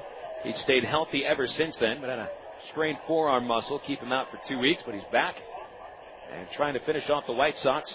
Angels lead 10-6 in the ninth. Pitch inside to Senrizo, ball 1. 3 at-bats for Senrizo, 3 strikeouts. And 1 for 12 in the series with 5 strikeouts. O'Sullivan's 1-0 pitch. High and tight. It's 2-0. Dallas McPherson homered for the Angels, his 5th. And a 430-foot shot to dead center at U.S. Cellular Field. He is 2 for 4. 3 runs scored, 3 RBIs. Ball got loose from the crowd along the first base line. O'Sullivan will step off the rubber.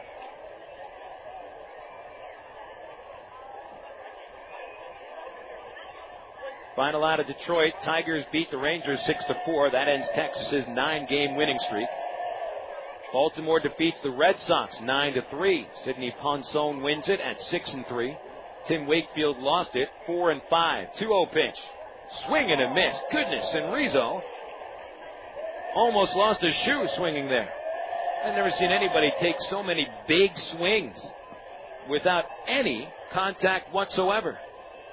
Senrizo has only fouled away 2 pitches today. That's the contact he's made. Now O'Sullivan throws the 2-1 pitch, and it's popped up into shallow right field. Murphy right there, 5 steps in. He puts it away, and Senrizo is out number 1 in the bottom of the 7th. 7-3, the RoughRiders lead the Travs.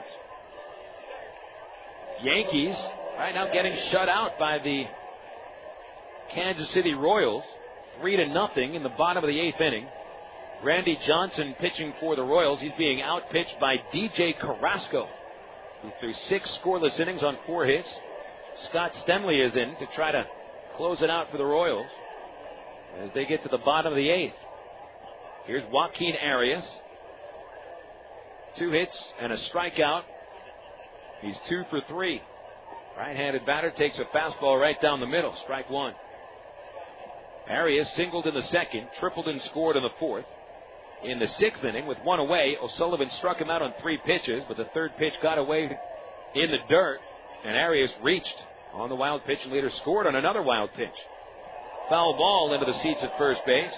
0-2. You see what I'm talking about? That was a louder cheer for a fan who didn't even catch the ball, who just got the baseball picking it off the seat. That's a louder cheer than for any of the 3 runs Frisco scored in the bottom of the 6th inning.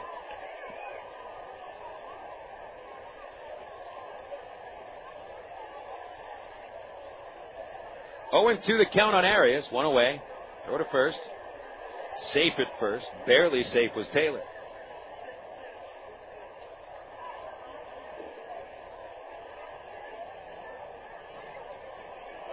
Minnesota over Cleveland 6-2 in the 7th. Torrey Hunter has gone deep. His 7th home run. Ben Broussard hit 1 for Cleveland. Tampa Bay and Oakland just underway. Bottom of the 1st. 0-0. Toronto and Seattle in the bottom of the 1st. Also 0-0.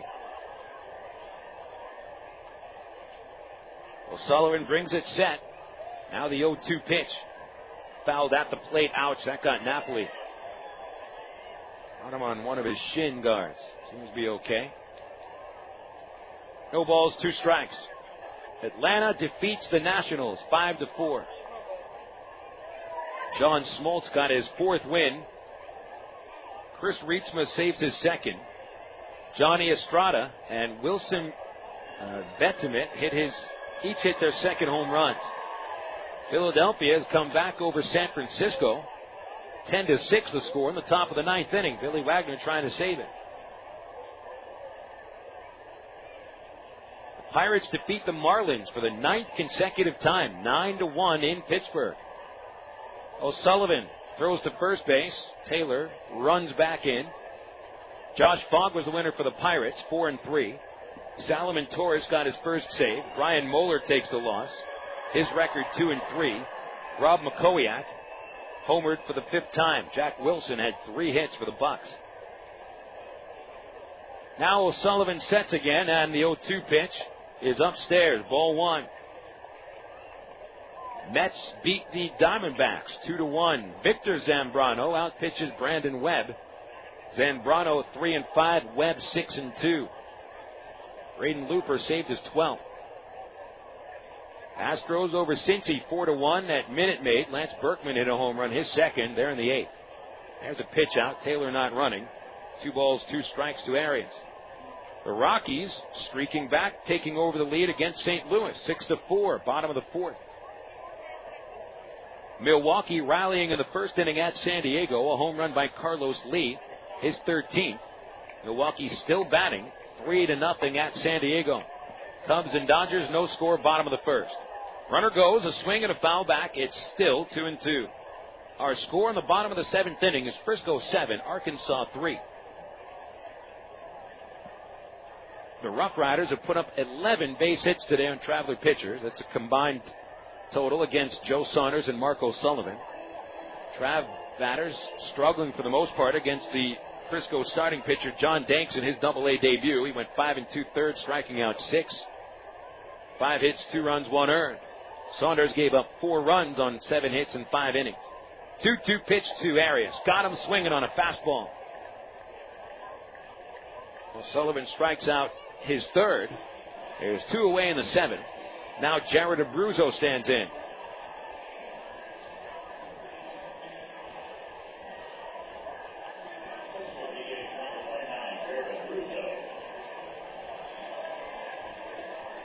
Here's Abruzzo. He's grounded out at a sac fly and a single and a run. 1 for 2 RBI runs scored. At first base, Taylor took a leadoff walk, hasn't gone anywhere since. O'Sullivan throws over to first base for about the umpteenth time this inning. Had some pretty good pickoff moves, but Taylor going as far as he can off the base, able to dive back in. Tomorrow we wrap up this series.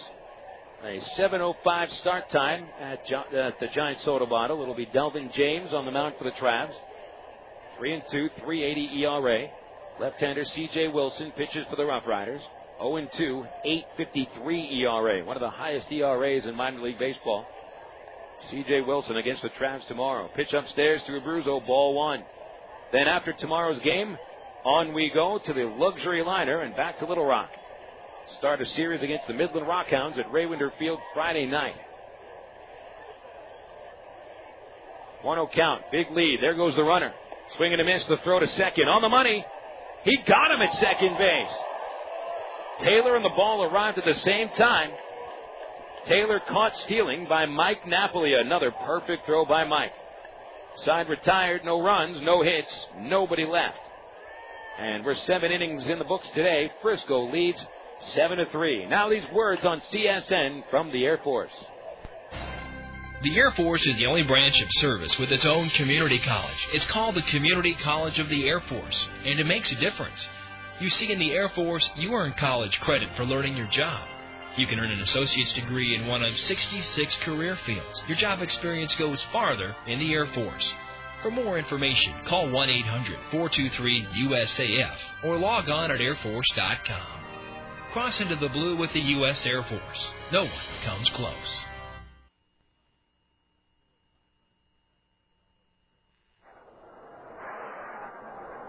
On September the 19th, 1920, the Texas League Southern Association Playoff Series. The Arkansas Travelers played Fort Worth of the Texas League in Game 1 of the best of a 7-game series. Fort Worth scored a run in the bottom of the second, and Arkansas scored 2 runs in the third to take a 2-1 lead going into the 8th inning. The first miscue for Arkansas was in the 8th when John Henry Robinson and Tony Brodom guessed that a fastball down the middle would catch Fort Worth's Ed Haley sleeping.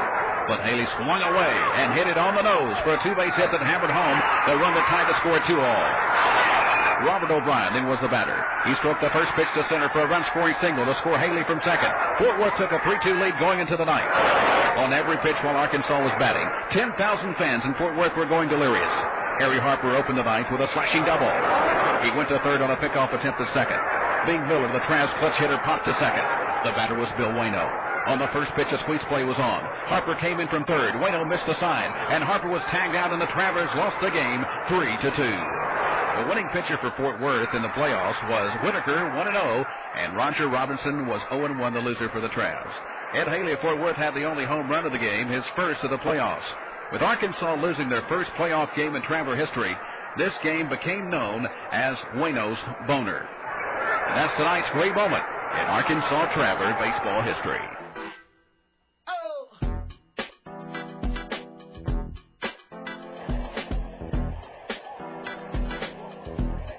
7-3 RoughRiders in front of the Travelers. We're in the 8th inning now. Jesse Chavez remains on the hill for his 3rd inning of work. David Gates leads off, takes a strike. Travs scoring runs in the 6th and 7th innings. Frisco put up 3 in the 6th. 4-run cushion for Frisco. Gates fouls the 0-1 pitch back, and it's 0-2. There go the RoughRider fans streaking for the exits. There's a long line of fans making their way out to the exit in the left field corner. Emptying this ballpark out with 2 innings to go. 0-2 pitch to Gates. Swinging a line drive to the second baseman Meyer, and he's there for the catch. 1 away. Gates 0 for 3 with a walk. Now Elward comes up. 0 for 2 with a walk.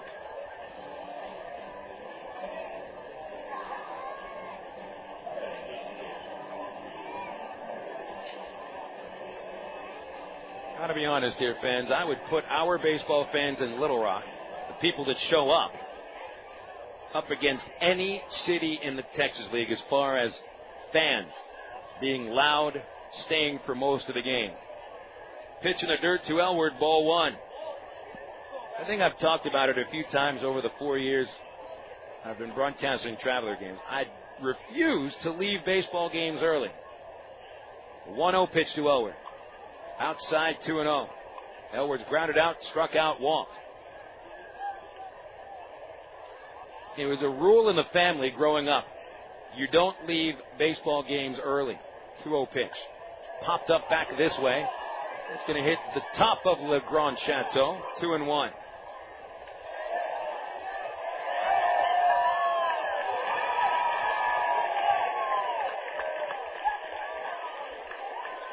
Two and 1 to Elward.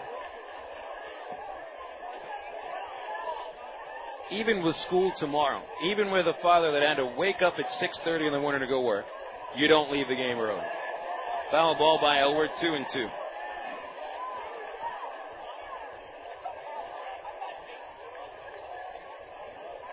I don't know, maybe it's something about fans in the Dallas area.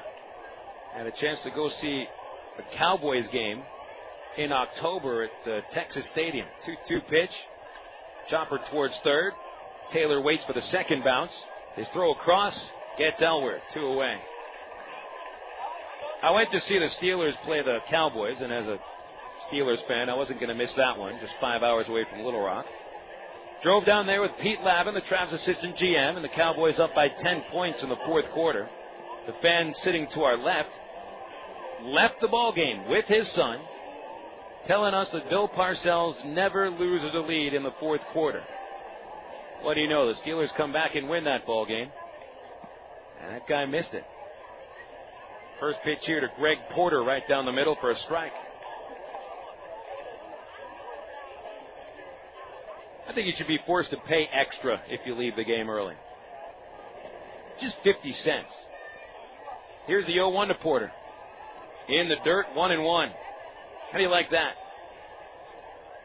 $6 to enter, 50 cents to leave if you leave before the final pitch. That would make a world of money for baseball. 1-1 pitch. Fastball inside from Chavez, 2-1.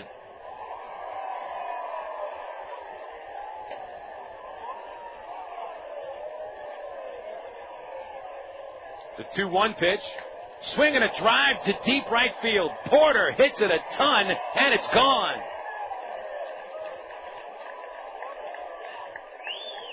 Solo homer for Porter, his fourth.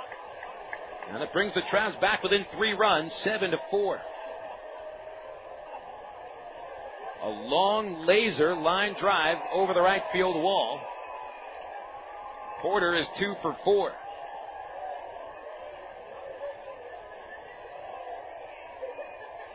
Second homer on the game for the Travs, both of them solo homers, Napoli and Porter. Now it's Leahy standing in 0 for 3. Chavez back to the windup. Leahy goes opposite field, foul with a fly ball that ends up in the bullpen.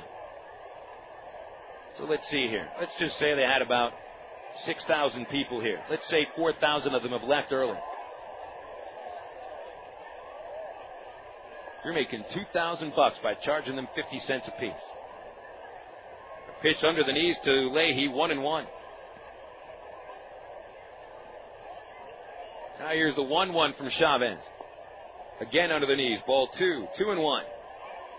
7-4 Frisco leading in the top of the 8th, 2 away, and the base is empty. No one warming up in the Frisco bullpen. Chavez delivers. Leahy swings a chopper off his foot. It is foul.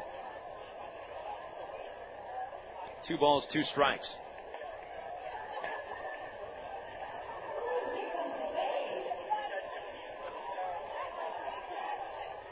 Now the video board asks the fans to do the wave. Oh, man, that should also be a fine. The people running the scoreboard. 2 balls, 2 strikes, 2 outs. Here's the pitch to Leahy. Another foul ball. Reaching for a slider. Had a piece of it. Bounced it behind the plate. Still 2-2. It's always interesting to try to see fans try to start. It's not even the fans trying to start it. It's a quote-unquote cheerleaders they have here at the soda bottle. Apparently these kids drink a whole lot of Dr. Pepper. Always funny to try to see a 3/4 empty stadium start a wave. 2-2 pitch, high chopper, foul down the third base line.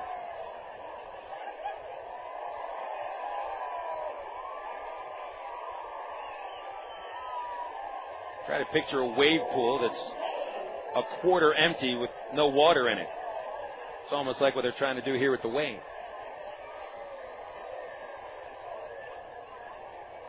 2-2 pitch is on the way. A hard grounder up the middle. The second baseman Meyer waits for it and back a second. And his throw to first is in time. Side retired. 1 run on the homer by Porter. Nothing else here in the 8th. Bottom of the 8th. Coming up after this, it's 7-4 Frisco. This is the Travelers CSN Radio Network. At itt-tech.edu.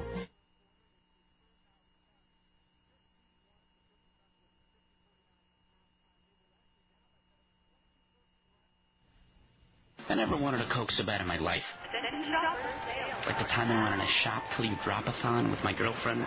So there I am pinballing from store to store across the vast expanse of this mega mall, forced to give my opinion on her clothing choices, which she promptly ignored. I think it was from all the, yeah, that looks great, honey, but I was parched. Only one thing was going to unparch me, a Coke.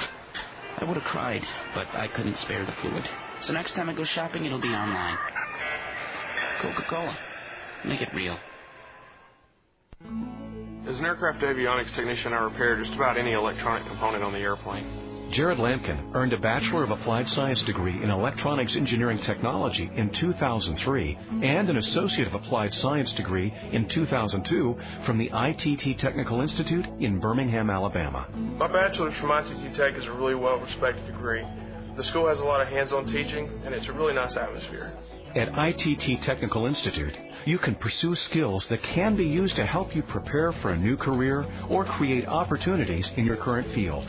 Call 1-800-ITT-TECH. That's 1-800-ITT-TECH, or visit us on the web at www.itt-tech.edu to investigate a campus nearest you.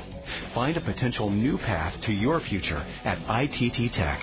I want to move higher, get everything I can, flat my own plane. ITT Technical Institute.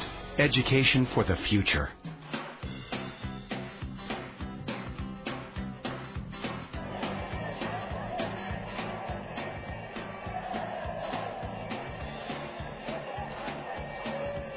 Jose Arredondo becomes the third Trav pitcher to enter the game today at Frisco's Dr. Pepper 7-Up ballpark.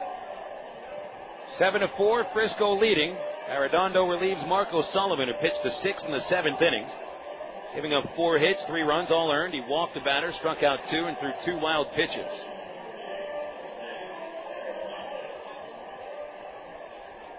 Jose entering his 5th game. No wins, no losses. 4 1/3 innings, 4 hits, 2 runs, both earned. 4 walks, 3 strikeouts. Saunders was the starting pitcher and the pitcher of record. Gave up 4 runs on 7 hits. A walk and 6 strikeouts in 5 innings. Arredondo, a right-hander, delivers to Jared Abruzzo. Swung on, fouled away. Strike 1. Last chance for the Riders to add to a 3-run lead. They don't have anybody warming up in the bullpen yet, but they'll get somebody going. The 0-1 almost hit the batter. It's thrown way inside, but it just missed Abruzzo. 1 ball, 1 strike.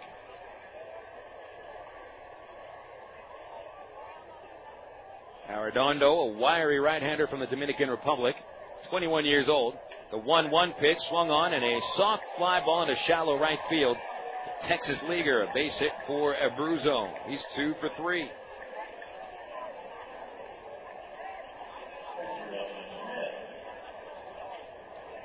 So Abruzzo singles. That's the 12th base hit for the RoughRiders.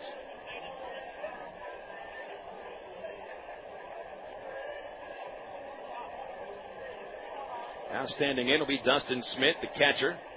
Lined out, grounded out, doubled, scored, and knocked a run home in the 6th inning. 1 for 3. No one out, a runner at first for Smith, right-handed hitter. Arredondo deals. Smith bunts it foul down the first base line. Strike 1.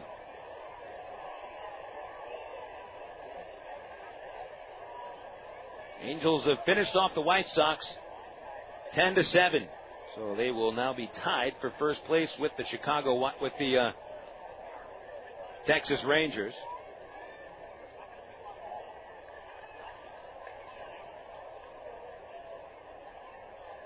Well, Aaron Pullen warming up in the Traveler pen. Arredondo's 0-1. Outside, a ball and a strike. Radar gun lights up at 96 miles an hour on the Arredondo fastball. Jose was once an infielder. And a cannon for an arm. Here's the 1-1. Outside with a breaking ball. 2 balls, 1 strike.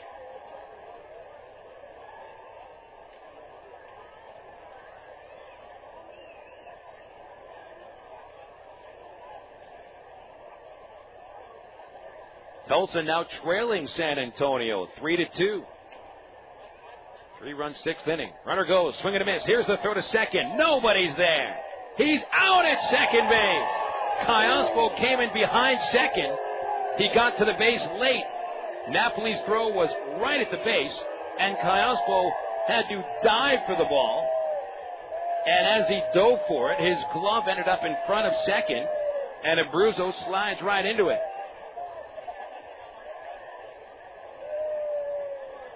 What was a mistake by Alberto Callaspo turns into a dazzling play. Napoli did what every catcher's supposed to do, just throw it right to second. Someone will get there. Caught stealing 2-4. Napoli's caught 2 runners stealing. There's been 1 stolen base today. Base is empty with 1 away. Smith fouls the 2-2 straight back. Mike Napoli on the season has caught 28 men stealing in 60 attempts. 46.7% non-success rate for base stealers against the Traveler catcher Napoli. 2-2 the count. Arredondo delivers in the dirt. Ball 3 and a full count to the 8-hitter Smith.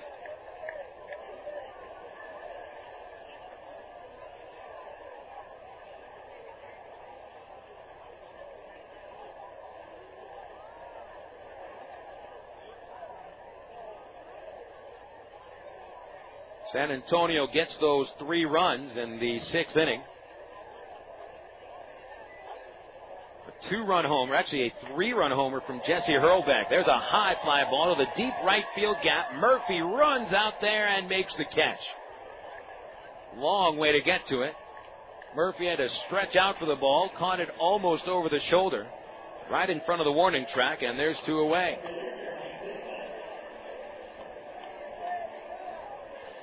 Now Cleveland stands in. 2 away, bases empty in the 8th. When we get to the top of the 9th inning, Chris Morris leads off, then Aybar and Callaspo. The Travs will need at least 3 runs. And still no one warming up in the RoughRider bullpen. Apparently Jesse Chavez is going to come back. Batter here is Cleveland. Walk, double, ground out. Right-hander, 1 for 2. First pitch, a breaking ball. Outside corner, strike 1. 7-4 Frisco on the bottom of the 8th. Arredondo pitching only the 8th inning. The pitch, swing and a miss. 0-2.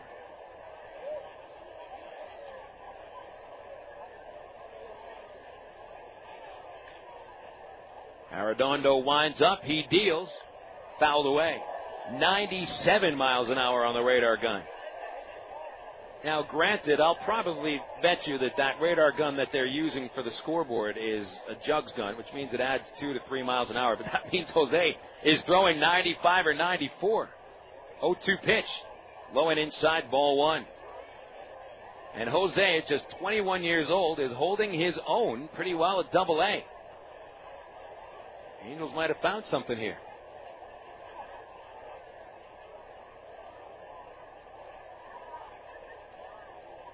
Now here's the 1-2 pitch. Outside, pretty close. 2 balls, 2 strikes.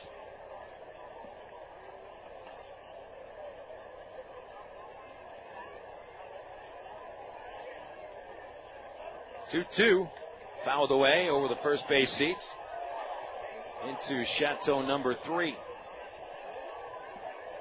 Still 2 balls, 2 strikes, and 2 away here in the bottom of the 8th inning.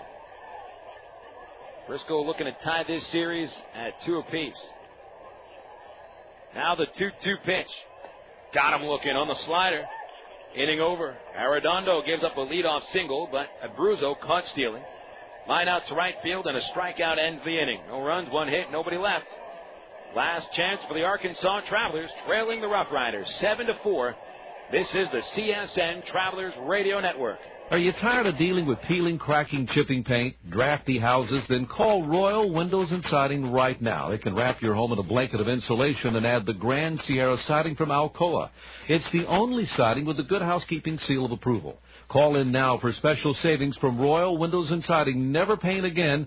Call about the Grand Sierra siding at 1-800-760-1419. Call Royal now at 1-800-760-1419.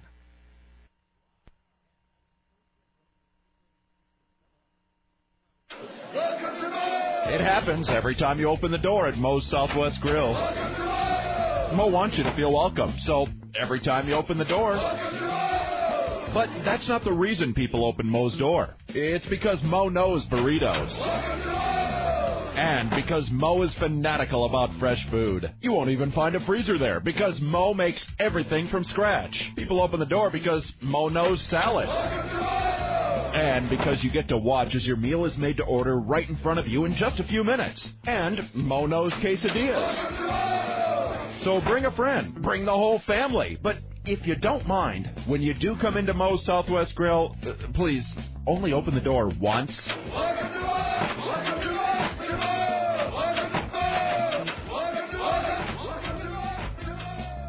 Pig and Chick has always given you and your family the best choices in great food. Many of you are now watching those carbs, and although the Pig and Chick menu has always offered great low-carb items, there's now a special low-carb menu featuring items with the same great taste Pig and Chick is famous for. Of course, you'll still find those great Pig and Chick ribs, barbecue sandwiches, catfish, gourmet sandwiches, chicken, steaks, and more. Bring the whole family for a relaxing dinner. In a hurry? Get it to go. Pig and Chick, 7824 Highway 107 in Sherwood. Open 10:30 a.m. till 9 p.m. Monday through Saturday.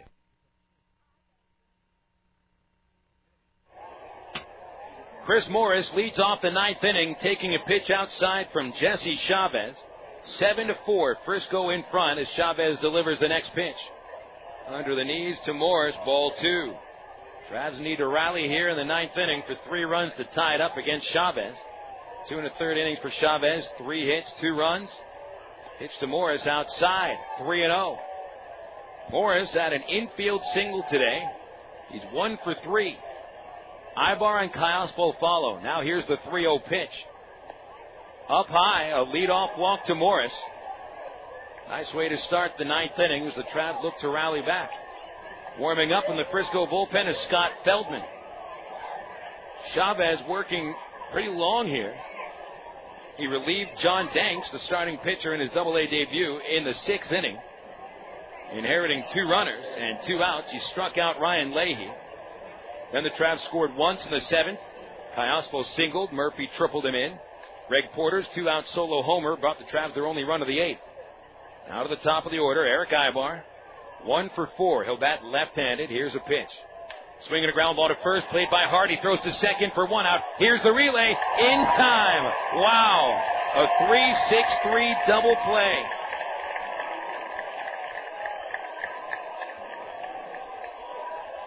That might wash away any hopes the Travs have for a comeback here in the 9th inning. Aybar hit the ball pretty hard, but directly to the first baseman, Hart. The ball bounced right up to his glove, and they took care of the rest, 3-6-3. Aybar grounds into just the 4th double play of his year. Callaspo, first pitch swing and a line drive base hit into center. The Travs get 2 runners on base here in the 9th inning. The double play took care of one of them. Tommy Murphy is next up. The tying run is on deck. If Murphy reaches, it'll be Napoli with a chance to tie the game. Feldman still working in the bullpen. So Callaspo 2 for 4. Collects 2 hits for the 3rd consecutive game. Murphy also has 2 hits. 6th inning double to center. 7th inning RBI triple to right center. He'll bat left-handed. First pitch. Swing and a miss on a changeup. Strike 1. They play Murphy to pull the ball on the infield. A little off the 3rd baseline. Deep at second. Behind the runner at first. Chavez comes set on 0-1. Here's the pitch. Swing and a miss. Another changeup. 0-2. Travs have been very susceptible to off-speed pitches today. Almost reluctantly, the fans here at Frisco rise to their feet. Chavez delivers to Murphy. Inside. And it is 1-2.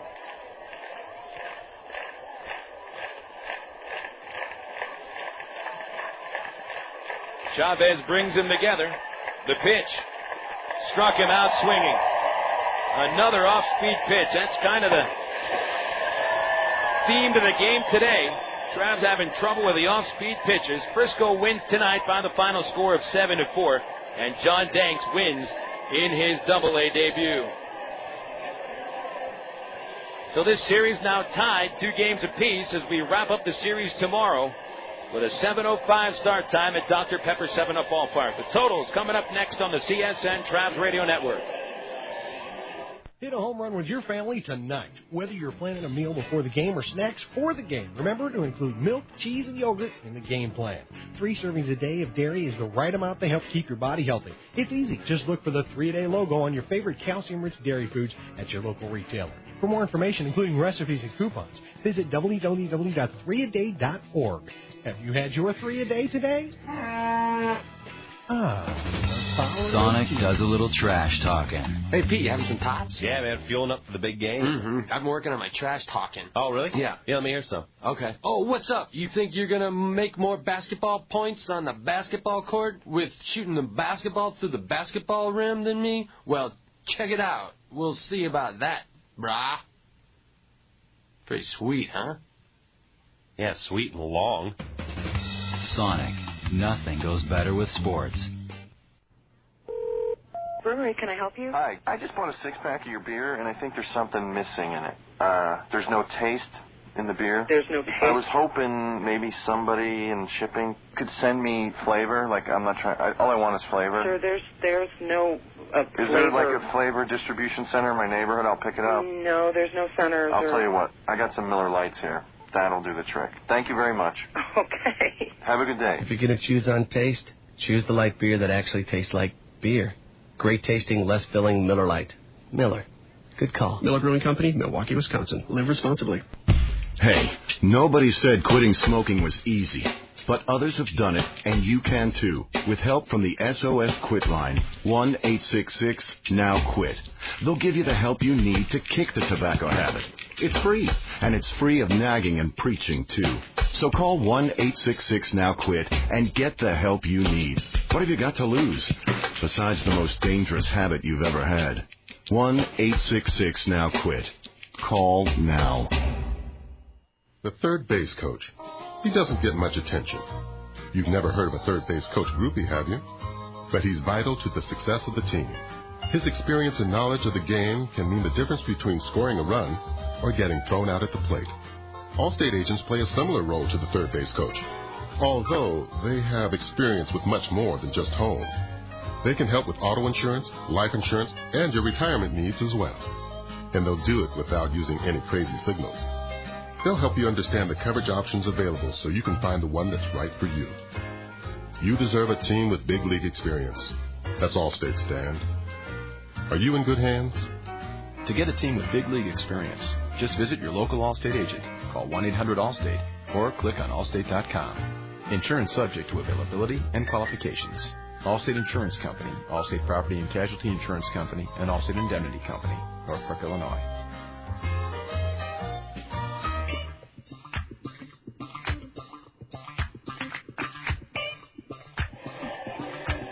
Here are the final totals for a Wednesday night ball game in Frisco, Texas. Arkansas scores 4 runs on 9 hits, no errors, and 8 runners left. Frisco scores 7 runs on 12 hits, 1 error, 5 runners left. John Danks picks up the win in his Double-A debut, going 5 2/3 innings, scattering 5 hits, allowing a couple of runs, 1 earned.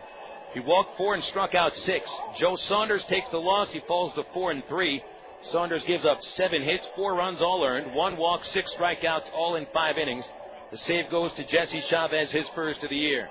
RoughRiders now 21-32. The Travs fall to 28-25. We'll have a recap coming up next on the Allstate Insurance Postgame Report.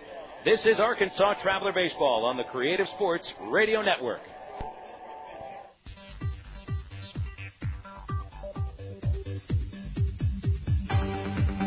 Arkansas Traveler Baseball on the CSN Radio Network was brought to you by the ITT Technical Institute online at itt-tech.edu. By Coca-Cola, make it real. By Miller Lite, prevent taste loss with Miller Lite. And by Allstate, you're in good hands with Allstate. And by the Sonic Drive-In. Arkansas Traveler Baseball has been brought to you statewide on the Creative Sports Radio Network by Bale Honda. See the new Honda cars and trucks today. By the U.S. Air Force, crossing to the blue. The Bank of the Ozarks with several locations to serve you. And by the Canadian Tax Advisory Group. Arkansas Traveler Baseball has been a presentation of CSN, the Creative Sports Radio Network. Stay tuned next for the Traveler Postgame Show, right here on CSN, the Creative Sports Radio Network.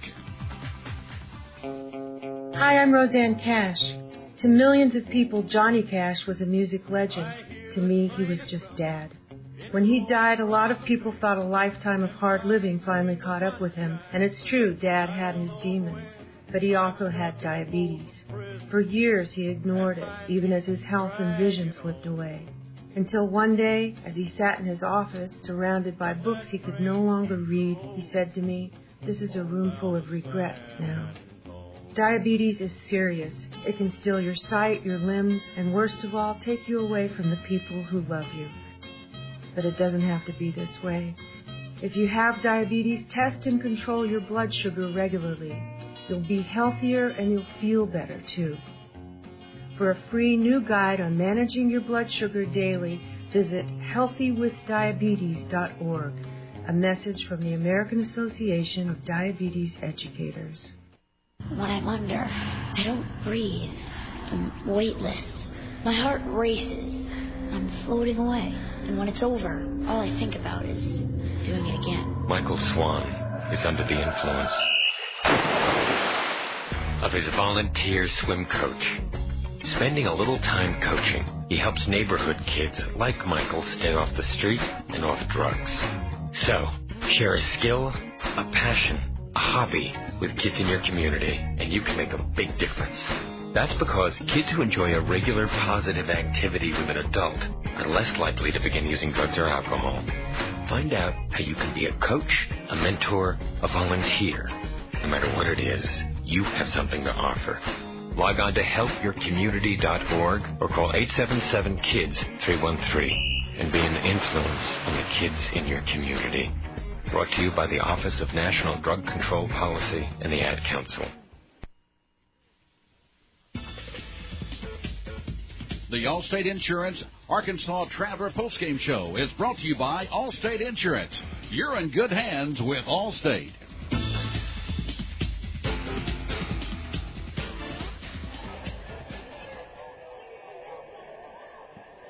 Travs losers tonight by a final score of 7-4 against the Frisco RoughRiders. Let's get to the recap on the Allstate Insurance postgame report. Starting in the first inning, Joe Saunders, the Traveler starter, got 2 outs rather quickly. Then Jason Hart singled up the middle. Seth Taylor followed with a home run to left field, his 5th of the season, 2-0 RoughRiders. Travs catcher Mike Napoli led off the second with a first pitch home run off John Danks to left field, Napoli's 8th of the year, tying him with David Gates for the team lead. It remained 2-1 Frisco until we got into the 4th inning. And the RoughRiders got ahead by another run. Joaquin Arias had a triple to right center with 1 out. Sac fly by Abruzzo, with Arias beating the throw from Tommy Murphy, and it was 3-1 RoughRiders. Frisco scored another run in the 5th inning. Saunders allowed a leadoff double to Jeremy Cleveland to right center field, just over the outstretched glove of Tommy Murphy. Then Rudy Yan singles up the middle, bringing home Cleveland for a 4-1 RoughRider lead. Travs will get 1 run in the 6th inning off Danks. He was removed in the 6th. Tommy Murphy led off with a double to center, then stole third and scored on the throwing error by the catcher Smith. That made it 4-2. Then Danks would strike out Napoli and walk a couple of batters, bringing up Greg Porter. He popped out. That was the final batter that Danks would face. Jesse Chavez came on to relieve him, and Chavez struck out Ryan Leahy, leaving 2 runners on. That was really one of the last chances the Travs had to keep it a tight ball game. Marco Sullivan then came out of the Arkansas bullpen for the 6th, struck out Juan Senrizo to start the inning, then got ahead on Arias, 0-2. On the 3rd pitch, he struck him out in the dirt, but the ball got away from Napoli. The wild pitch sent Arias to first. Then Abruzzo, a base hit to right field, sent Arias to third base. O'Sullivan threw another wild pitch, throwing Arias home from third, bringing their first run of the inning home. And a double by Dustin Smith brought home Abruzzo from second. And Smith would score when Jan singled past the drawn-in infield. The RoughRiders scoring 3 runs on 4 hits in the 6th inning. They had themselves a 7-3 lead. Actually, 7-2 lead. First, the Travs got 1 more run in the 7th inning as Alberto Callaspo singled with 1 out. And Murphy tripled him in. Murphy's league-leading 7th triple. Travs got their last run in the 8th inning when Greg Porter went deep to right field with nobody on base, his 4th of the season, and that made it 7-4. Travs apparently might have had a chance in the 9th inning. Chris Morris drew a leadoff walk from Chavez, and Aybar bouncing into a 3-6-3 double play. And even with Alberto Callaspo's single with 2 outs, Tommy Murphy struck out to end the ball game. And the RoughRiders win today 7-4.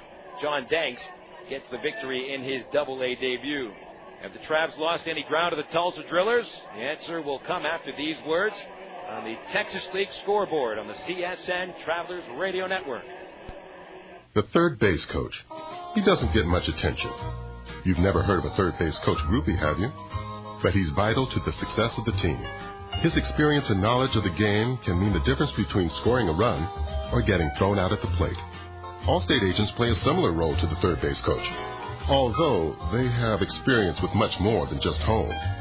They can help with auto insurance, life insurance, and your retirement needs as well. And they'll do it without using any crazy signals.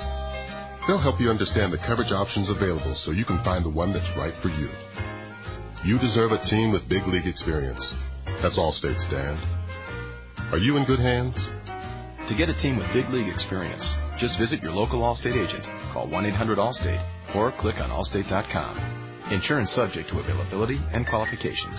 Allstate Insurance Company, Allstate Property and Casualty Insurance Company, and Allstate Indemnity Company, Norfolk, Illinois.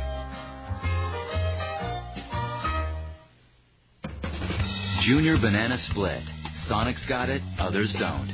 Right now, treat yourself to Sonic's 99-cent Junior Banana Split. It's almost half the size, but with all the taste, for just 99 cents. Try one today, or to satisfy your late-night craving, try one tonight. Because Sonic's open till at least midnight all summer long. The 99-cent Junior Banana Split at participating Sonic drive-ins. It's not just good, it's Sonic good. It's the end of the day, and you've got 2 choices, each with its own delights. The champagne of beers or the champagne of light beers. So you do what every good high life man would do when faced with a head-scratching decision. You find a quarter. Tails, you say Miller High Life Light and reach for the peanuts. The rising moon says, well done, my friend. That's the High Life way. Miller Brewing Company, Milwaukee, Wisconsin. Live responsibly.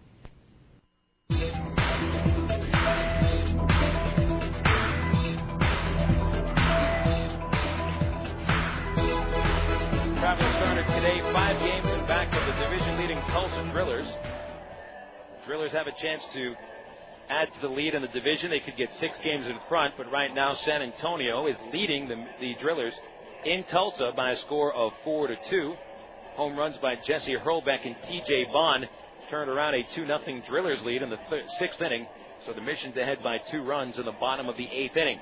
Other games got a final score at Springfield just ended. The Midland Rockhounds defeat the Cardinals 5-2. 3 home runs for the Rockhounds. Andre Ethier hit his 10th. Casey Myers hit his 4th. Steve Stanley hit number 3 on the year, and the Midland Rockhounds with 59 home runs, leading all Texas League teams. In progress currently at the top of the 9th inning at Corpus Christi, the Wichita Wranglers and the Hooks are tied at 2 runs apiece. Wichita got a solo home run from Corey Aldridge in the 2nd inning, his league-leading 13th of the season. Final score here at Dr. Pepper 7-Up Ballpark. Frisco over the Travelers by a final score of 7-4. We'll go through the Major League scoreboard next, but first, these words on CSN from Settle Office Products. When it comes to a full line of office products, the name is Settle Office Products, 4412 MacArthur Drive in North Little Rock. They've been in business on MacArthur Drive for 23 years. They give free delivery anywhere in Central Arkansas. They have office furniture, office supplies, scratch and dent furniture, and they're family owned and operated. Give them a call today at 758-1050 or see them on the website at www.settleofficepro.com.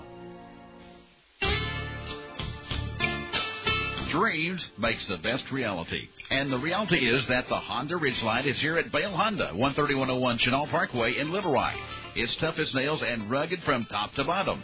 The all-new 2006 Honda Ridgeline features a rigid closed-box frame with unit body construction and fully independent suspension for confident handling. The Honda Ridgeline with full features. Come see it today and drive it away tonight at Bale Honda, 13101 Chenal Parkway in Little Rock. Bale Honda, making your life's drive a little bit smoother. Do you feel like you pay too much in taxes?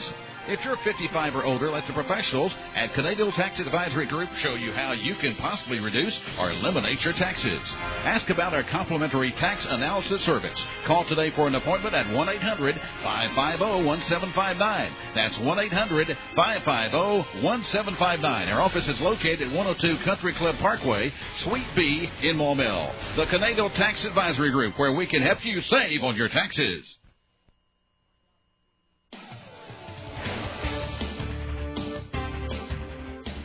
If you're a fan of sports in Arkansas, then this summer CSN is the place to be, as we'll bring you Arkansas Travelers baseball, Arkansas Twisters football, and Arkansas Archangels basketball. In May, it's the high school baseball and softball tournaments and state championship games. In June, it's the high school all-star games. And in July and August, we'll bring you the American Legion state tournaments and championship games.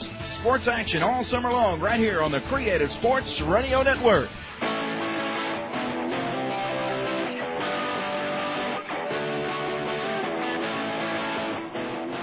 On to the Major League Scoreboard, brought to you by Southwest Airlines. Got finals in the National League and the American League. First, the games in progress. The St. Louis Cardinals and the Colorado Rockies engaging in a slugfest at Coors Field. 23 hits and 12 runs between them, and a tie game 6 apiece in the bottom of the 6th. Milwaukee got a 3-run homer from Carlos Lee in the first inning, and the Brewers lead San Diego 4-0 in the bottom of the 3rd. Lee's homer was his 13th of the year. Cubs got a home run as well from Nathy Perez, his 6th, as part of a 4-run second inning. It's 4-0 Cubs over the Dodgers in Los Angeles in the top of the 3rd inning. Cubbies going for their 6th consecutive victory. In the American League, these games in progress. Bottom of the 3rd at Oakland, and the A's all over the Devil Rays, 7-1. Mark Ellis hit his first homer. Toronto and Seattle, 0-0 in the top of the 4th. Now to the finals. In the American League, the Angels defeated the White Sox 10-7. With Dallas McPherson getting 2 hits and 3 RBIs. One of those hits was his 5th home run of the season. Carl Everett, Joe Creed, and Aaron Rowan homered for the losing White Sox. Paul Berg got the win. He's 5-4, and the Angels are back in the first place tie in the West Division of the American League with the Texas Rangers, who had their 9-game winning streak snapped today by the Detroit Tigers 6-4. Dimitri Young hit his 9th home run of the season as part of a 5-run rally in the 7th. Jeremy Bonderman gets the win. He is 6-3. Ryan Dries takes the loss, falling to 4-5, and Uget Urbina saved his 9th of the year. 2 homers for Texas, Richard Hidalgo and Kevin Mensch. Baltimore, a 9-3 win at Fenway Park. 3 homers for the Birds, Sammy Sosa, Miguel Tejada, and Geronimo Gil. Tejada's home run, his 14th. Sidney Ponson got the win. He is 6-3. Tim Wakefield falls to 4-5, so the Orioles distance themselves a little bit from Boston. They're now 4 games in front of the Red Sox. The Yankees, losers today at Kansas City. DJ Carrasco picks up the win. He's 1-1. Helps the Royals to a 3-1 victory over the Yankees at Kauffman Stadium. It's the first time that the Royals beat Randy Johnson in 12 years. Johnson falls to 5-4. Mike McDougall saved it, his 4th. Emil Brown homered for the Royals, number 6. Bernie Williams hit a 9th inning solo shot for the Yankees, his 3rd. And Buddy Bell still unbeaten as the new skipper for the Royals. Minnesota wins against the Cleveland Indians today, 6-2 at the Metrodome. Brad Radke got the win. He's 5-4. Cliff Lee takes the loss, falling to 6-3. Torrey Hunter hit his 7th home run. And again, the Minnesota Twins beat the Cleveland Indians 6-2. In the National League, Atlanta comes back with 3 runs in the 8th. And they go on for a 5-4 defeat of the Washington Nationals at RFK Stadium. John Smoltz got the win. He is 4-4. Chris Reitsma saved it, his 2nd. And Hector Carrasco took the loss for Washington, falling to 1-1. Estrada and Bettman homered for the Braves. Philadelphia, a winner today over San Francisco, 10-6. 19 hits for the Phillies. Madsen gets the win, 2-2. Hawkins the loss. He is 1-5. Hawkins gave up 4 runs in the bottom of the 8th inning. Chase Utley homered for the Phillies, his 9th. Pittsburgh Pirates defeat the Marlins for the 9th consecutive time, 9-1 at PNC Park. Josh Fogg got the win. His record is 4-3. Losing pitcher Brian Moeller falls to 2-3. The save for Salomon Torres, his 1st. Rob McCowiak homered for the 5th time. Former Traveler Jack Wilson was 3 for 3. The New York Mets defeat the Arizona Diamondbacks at Shea Stadium 2-1. Winning pitcher in that ball game, Victor Zambrano, his record 3-5. Russ Ortiz takes the loss. Actually, that's Ramon Ortiz taking the loss. He falls to 1-4. Brad Lidge shaved at his 12th home run by Lance Berkman, his second in the Astros 4-1 victory over the Cincinnati Reds. Oswalt getting the victory, 6-6. Lidge saved his 12th. Those are the scores from the major leagues, and they're brought to you by Southwest Airlines, the official airline of the Arkansas Travelers. And don't forget that you can always get Southwest online at southwest.com. Southwest Airlines is a symbol of freedom. Coming up next, the BC Powder Player of the Game. This is Arkansas Traveler Baseball on the Creative Sports Radio Network. Time of year, you need to find a place where all your friends can get together for a great time outside. Well, there is a place where you can sit side by side with your buddies watching America's great pastime. Here come the Arkansas Travelers, ready to provide you with exciting Texas League baseball outside at Raywinder Field. The Travs are still the best deal around, with general admission tickets just $6. And every weekend they're in town, the Travs feature a premium giveaway. Plus, there's delicious Petty Jean hot dogs, sizzling chili cheese nachos, and all your favorite cold drinks. For the 5th season, Travs are affiliated with the Los Angeles Angels, one of baseball's most talent-laden organizations. Last year, Travs third baseman Dallas McPherson was named the top player in the minors. You're sure to see a rising star every night. So get on the horn and gather up all the guys and girls. It's time for a raucous, foot-stomping time with the Arkansas Travelers. Call 664-1555 or go online to Travs.com.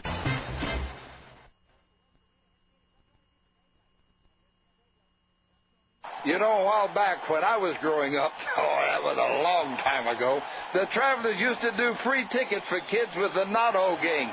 Well, the tradition continues at Raywinder Field thanks to the West Little Rock Optimist Club. Listen to this deal. Every Traveler home game, youth groups can get free box seats. You heard right. Free box seats by calling the Travelers at 664-1555. Just ask for the Optimist Dugout, and each kid in your youth group or baseball team gets a free box seat while the adults pay just $6. You won't find a better deal anywhere in town. The Travs and the West Little Rock Optimist Club are committed to passing our love for baseball to your kids. In order to take advantage of this, you got to call 664-1555 and ask about the Optimist Dugout. Free box seats for youth groups every game, only at Raywinder Field.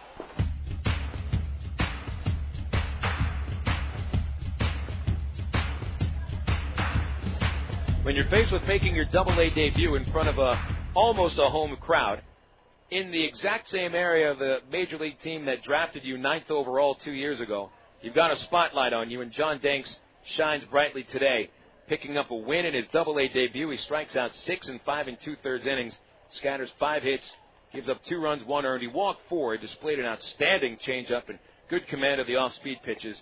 John Danks, today's BC Powder Player of the Game. We'll give honorable mentions to Tommy Murphy and Alberto Callaspo, as well as Joaquin Arias and Rudy Yan for the Frisco RoughRiders. But today was all about John Danks. Most of the people out here to see him. Had a bunch of people come up Highway 35 from Round Rock to watch Danks make his Double-A debut, and he did not disappoint. So John Danks is today's BC Powder Player of the Game. BC Powder is the official pain reliever of the Arkansas Travelers. BC gets into your system fast, and BC goes to work fast. For headaches, backaches, or muscle pain, nothing works faster than BC. Use as directed. Coming back with the wrap-up of the broadcast on the CSN Travelers Radio Network. Ed and I sell soft drinks at ball games, and he first told me about BC Powder. We carry big trays of drinks up and down the stadium steps. Man, it's a killer. And with a backache, that tray feels heavier and heavier. And the stairs are tough on your knees. One night I was dragging, and the game wasn't half over. I told Brian he needed a BC to stop the pain fast, because it goes to work quick. BC stopped the pain, got me right back to work. BC goes down easy with a soft drink, but don't tell the boss, okay? BC, pain relief at the speed of powder. Use as directed. I never wanted a Coke so bad in my life. Like the time I went on a shop till you drop-a-thon with my girlfriend. So there I am, pinballing from store to store across the vast expanse of this mega mall, forced to give my opinion on her clothing choices, which she promptly ignored. I think it was from all the, yeah, that looks great, honey, but I was parched. Only one thing was going to unparch me, a Coke. I would have cried, but I couldn't spare the fluid. So next time I go shopping, it'll be online. Coca-Cola. Make it real. Junior Banana Split. Sonic's got it, others don't.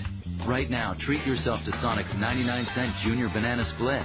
It's almost half the size, but with all the taste, for just 99 cents. Try one today, or to satisfy your late-night cravings, try one tonight. Because Sonic's open till at least midnight all summer long. The 99-cent Junior Banana Split at participating Sonic drive-ins. It's not just good, it's Sonic good. It's time for a reintroduction to one of your close friends. A friend who supported you through many a spring or summer night over the years, and you never have to go searching for him. He's always in the same spot along the third base line. Baseball fans, reintroducing the Ray Winder Field Bleachers. The Bleachers are the place to gather with your other friends to catch exciting Arkansas Travelers baseball. And at just $6 a ticket, there's no place friendlier. Call the Travs at 664-1555 or visit Travs.com.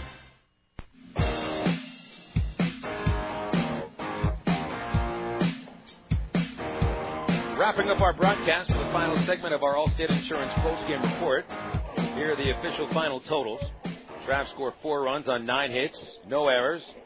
Leave 8 runners on and go 0 for 8 with a runner in scoring position. The Frisco RoughRiders score 7 runs on 12 hits with 1 error. The RoughRiders strand 5 and go 4 for 11 with a runner in scoring position. Winning pitcher John Danks in his Double-A debut. Joe Saunders takes a loss and falls to 4-3. Jesse Chavez saves his first of the season, going 3 1/3 innings for the save. Time of game, 2 hours, 40 minutes, and the paid attendance, 7,596. Trav's record now at 28-25. Frisco runs up to 21-32. And this series is tied at 2 games apiece going into the rubber match tomorrow. Tomorrow, it'll be right-hander Delvin James for the Travelers. His record 3-2 and a 3.80 earned run average. Left-hander C.J. Wilson toes the slab for the RoughRiders. He's 0-2 with a league-high 8.53 ERA. First pitch tomorrow at 7:05. We'll have the ITT Tech pregame show at 6:40 right here on the Creative Sports Radio Network. Thank you to our affiliates carrying the game today. KARV Russellville, 610 AM and 101.3 FM. KBJT Fordyce, 1570. KPBQ Pine Bluff, 101.3. KOTN Pine Bluff, 1490 AM. Total Sports, 1380. KDXE North Little Rock.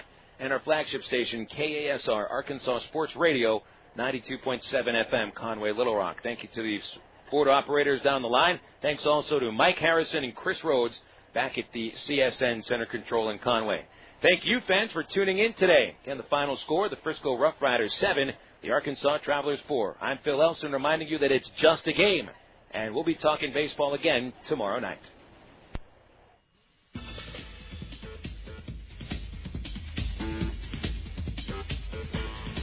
The Arkansas Traveler postgame show was brought to you by Allstate Insurance. See your nearest Allstate Insurance agent anywhere in Arkansas today. And remember, you're in good hands with Allstate. Arkansas Traveler Baseball has been a presentation of CSN, the Creative Sports Radio Network.